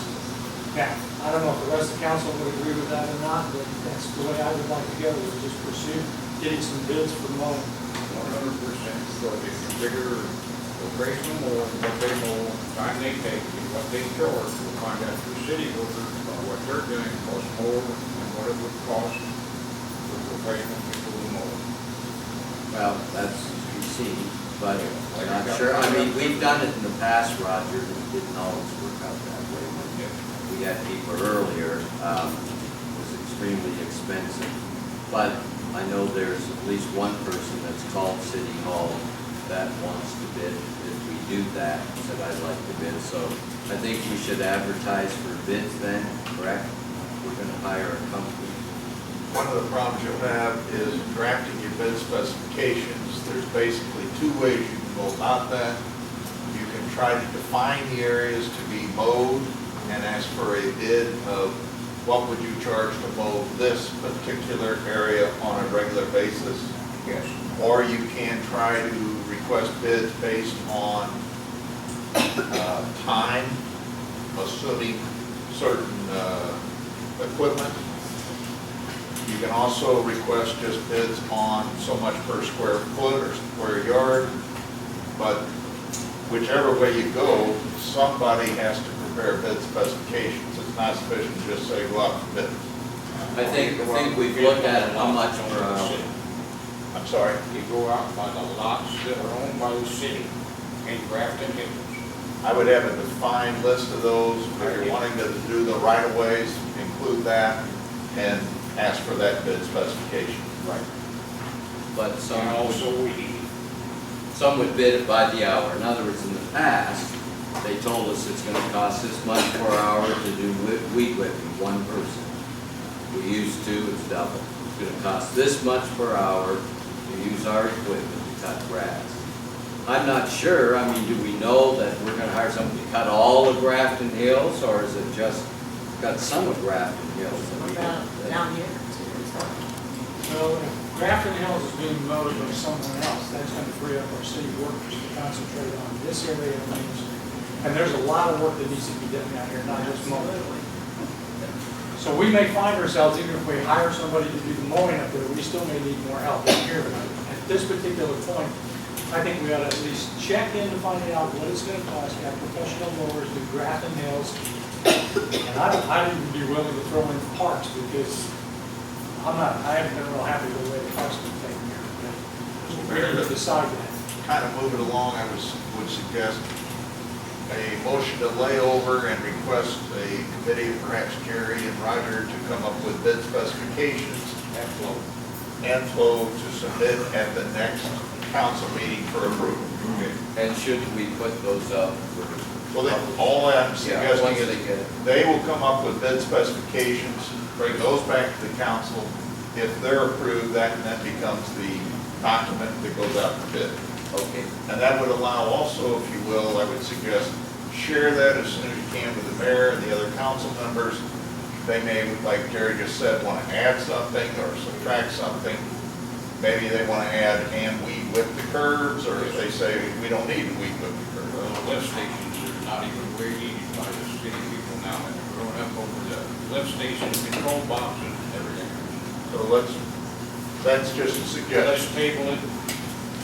and bring back bid specifications. So Is that your lay motion? over to next meeting. That's your motion. I assume they have to have insurance, too. Well, absolutely, yeah. But do bids, so Professional people would have. Jerry, Flo, and Roger are going to come up with bid specifications, recommended bid specifications by the next meeting. So we can have this. That also is just being laid over. Everything's being laid over to the next meeting. Good. He is laid over to the next meeting. So do we need a motion to second? Steve made the motion, Mr. Crowe, I'll second. Steve second. What was the motion again? To lay it over to the next. And to have a special committee of Flo, Roger, and Jerry develop proposed bid specifications for consideration of the council at the next meeting.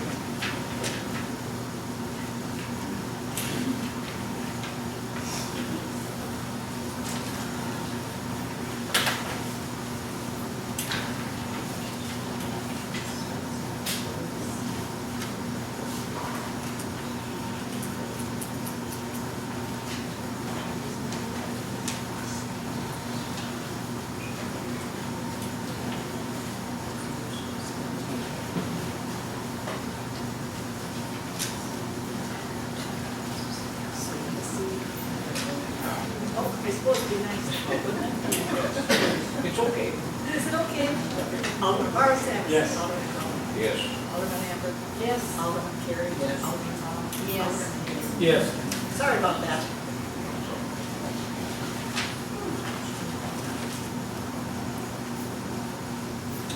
Number C, council approval of resolution 2015-13, take appropriate steps to cancel and terminate any and all of the lease agreements in accordance with the terms of said lease agreements that the city has with Joe DeShirla, Jan DeShirla, or DeShirla Enterprise LLC, where such leases concern city-owned land not located within the PUD approved by the city of Grafton for the use of the Grafton River. All right, what does this include? The only lease that I know it includes is the lease for 2006, which allows them to lease for $1 a year, 18 lots. Parcel 1 consists of Block 2 of the West Addition, lots 12 through 22. Parcel 2, Block 2, for the original city, lots 7 through 12. And Parcel 3, the land between Schaefer's Wharf and the east side of the marina. Now, I interpreted that also to include any adopt-a lots he may have. I do not believe, well, You can clarify. just for the record, there are no adopt-a-lots in town. Most people don't realize that because all adopt-a-lots have to be approved by the city council. There are no records on file here at the city that adopt-a-lot has ever been approved by the city council. That's the 1996 regulations. But we can also include adopt-a-lots if you Either way want. you want to go. There aren't. So this is to cancel basically the 2006 lease. Yes. Very good. What is left then in the PUD? What lots are in the PUD? That I don't know. You This don't is know? not part of the PUD. All right, This is not part of the and this PUD. isn't part of the 5-year lease because we voted that the last. This is what they wanted a 5-year lease for. Now, yes. Now, let me explain. Let me explain. The city would like to have back all the parking lots. because we believe we should be in control of all parking lots to control overnight parking, to make sure it's handicap accessible. We also believe, or I believe, and I've talked about this with a couple other council members, that all the area that is presently green space, if they want to adopt that, they can adopt it through the adopt-a-lot, but not through a lease agreement. The third parcel of land, which is between Schaefer's Wharf and the marina, is a problem for them because that's where they have their gas tanks. As far as I'm concerned, we take the lease away from them, but if they want to come back and negotiate with us about a lease on that particular lot, I would have no problem with that. But I will guarantee it's not going to be for $1 a year. And so the city property is where the building and the fence and all the other equipment sets. As I understand it, that building they have and the fence is located on Elm Street. It's not even part of this. But again, that's only based upon the maps I've looked at. Nobody that has ever gone down So and this said, is okay, step here's- one, and then Yes. just keep on going. Yes. All right. So if there are no other questions, I'm going to make a motion to approve resolution 2015-13, which would terminate all leases with the marina. So I'm sure that you- No, it's Jan to Shirley and not Yes. Jane. Yes. I'll change that. I got Jan. But on the actual resolution, Okay, we have a motion, we have a second. Yeah, second.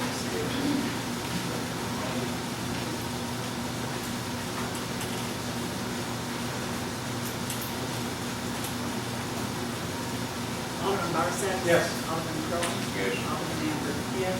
Alderman Carey? Yes. Alderman Roll? Yes. Alderman Dees? Yes.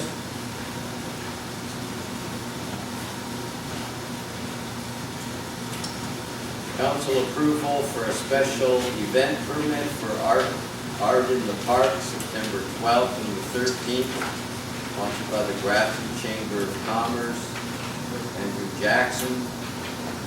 I want to say something about this permit, Andy. It's the most complete permit I've ever seen. It's good. You thought I was going to say something bad, didn't you? Need a motion for approval.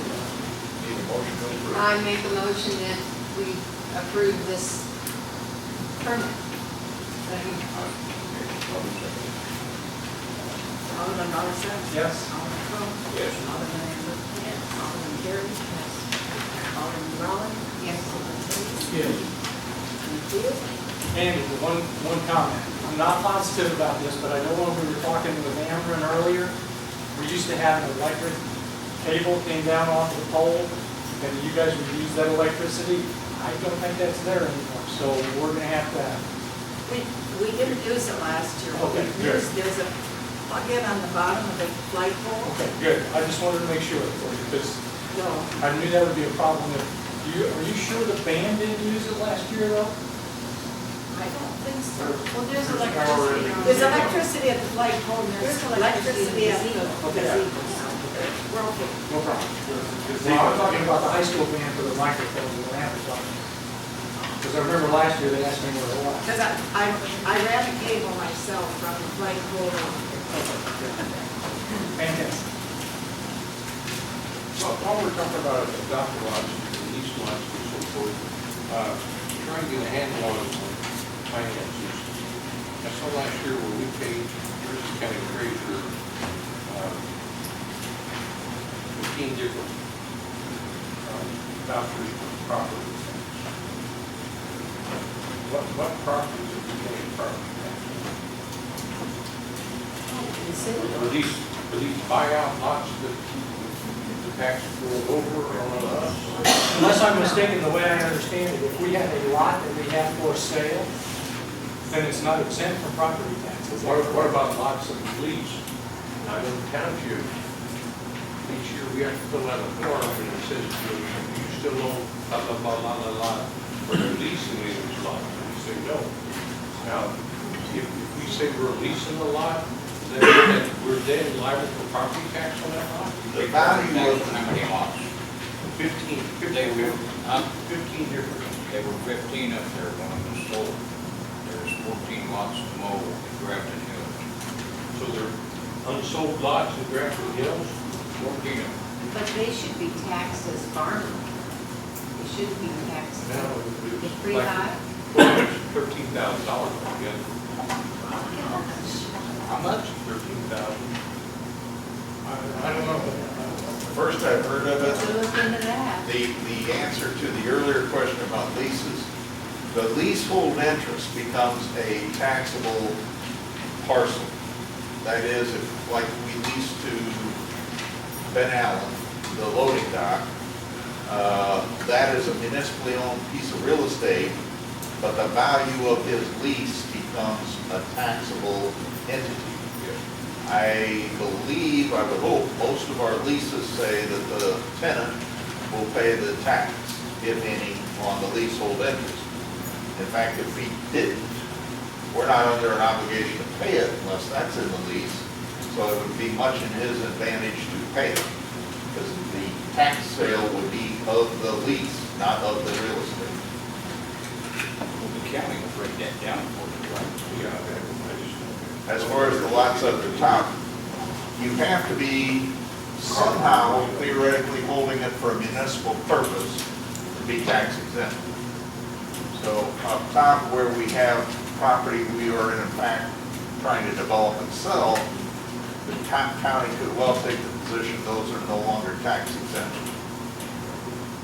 I have no idea what the EAV on the assessed valuations that they've tried to put on them. Don't know. Maybe check. But they probably wouldn't tax the park area, right? No, parks clearly should be tax And exempt. there was 15, now there's 14 lots, each mowed up there, so that's probably satisfied with what he's talking. Could well be. That's about the only courthouse in there. And I assume most of that revenue goes back into the TIF. Well, all of them would be basically. 90-some% probably. So that does go back.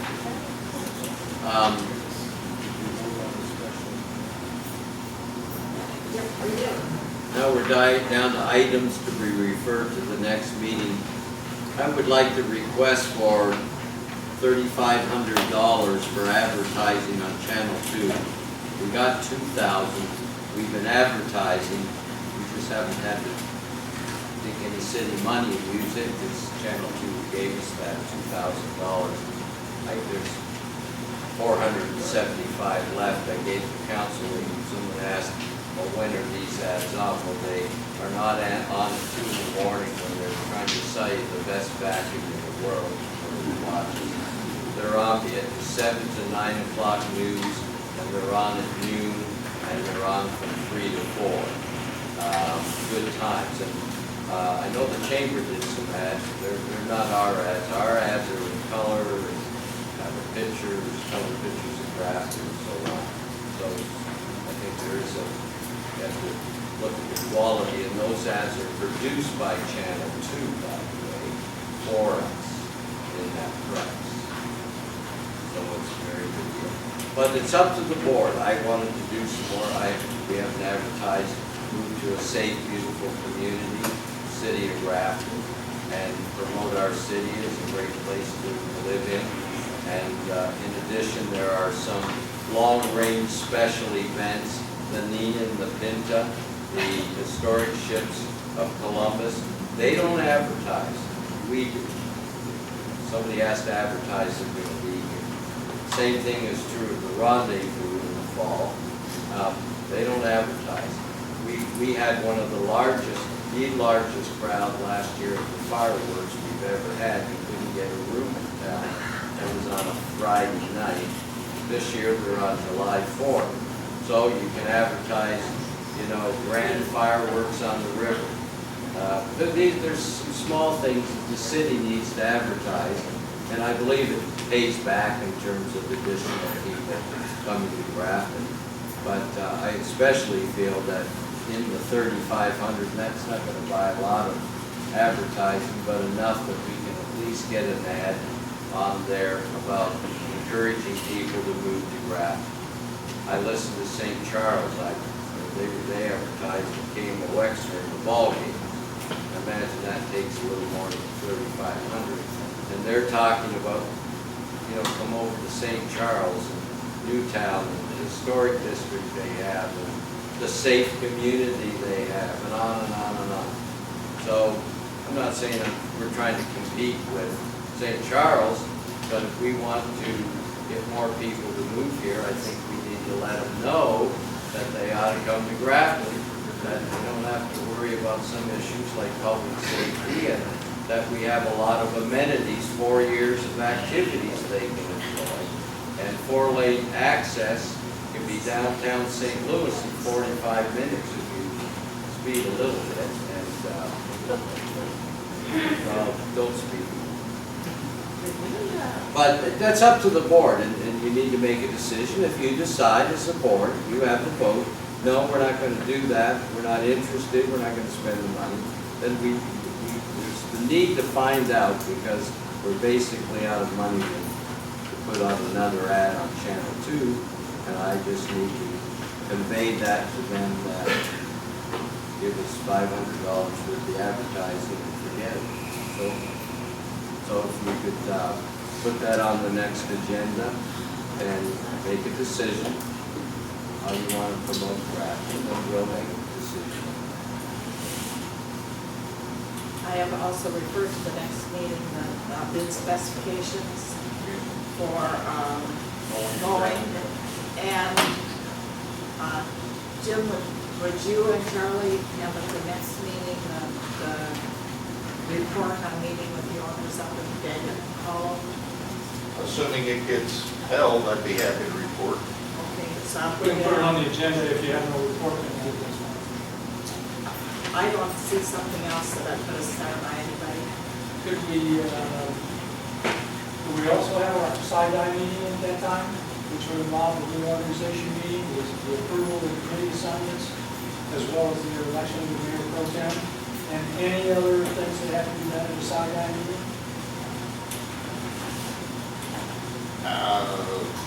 Jerry, to me, sign die meeting means the final meeting of the old council, Oh, okay. which we had. We didn't call it that. Usually the motion is to adjourn, sign die. We didn't do it, but it still happened. But have we had a reorganization meeting? We have not done the appointments of the committees. If anyone wishes to change the mayor pro tem, they can make that motion. I think those two things need to be done. Approval of the zoning consultant contract? Is that, will that be done in a couple of weeks? I made a note to myself that Charlie is to get a contract with Tom Wolby. I assume he'll send that to me to review. You could sort of, yes, put it on the agenda. If you don't have it ready, let's try to discuss. Do we know what the status is of the Illinois Youth Center agreement? Yes. Chris attended a meeting. I asked Chris to go to that meeting. I was having some, wasn't surgery, but a procedure, which I won't discuss here, but anyway. So I said, Chris, could you go? Because here's what they want. They said, well, what we're really looking for is for you to give us volunteers. We want to start a Boy Scout group. We would like mentors and so on. But we will look at, we can look at giving some time. It won't be on a regular basis that every week we're going to, but they can weed whip and they can cut grass. That's a push point. And they have, Chris assured me, they have insurance through the Illinois Department of Corrections that covers that. Because I know they work for that part. Yes, so they did say that's possible, and I believe they're working on that. They're to come up with when they can come to Grafton. Because our problem is, we got more than one good Dick tells me that weed whip keeps breaking down. I think Vicky needs to be a little bit more careful. Well, okay, one to borrow one, I have a We got his dad's last weekend. Well, I know, but that's another problem. If you have somebody come down and they're gonna weed whip, I don't know. You have to supervise. They will send a corrections officer to supervise. It would hurt if we had someone to make sure they're doing what we're asking them to do. But anyway, yeah, it's a good deal. We think we've made some. Could you also, I don't know if we already said this, parking lots, we're gonna bring back a proposal that we need to purchase for parking lots. Do we have to come back, we're bringing back the specifications, if you bring back the resolution 2018-12? You said lay over to next meeting. Well, yeah, that should be listed too. Sorry. I forgot.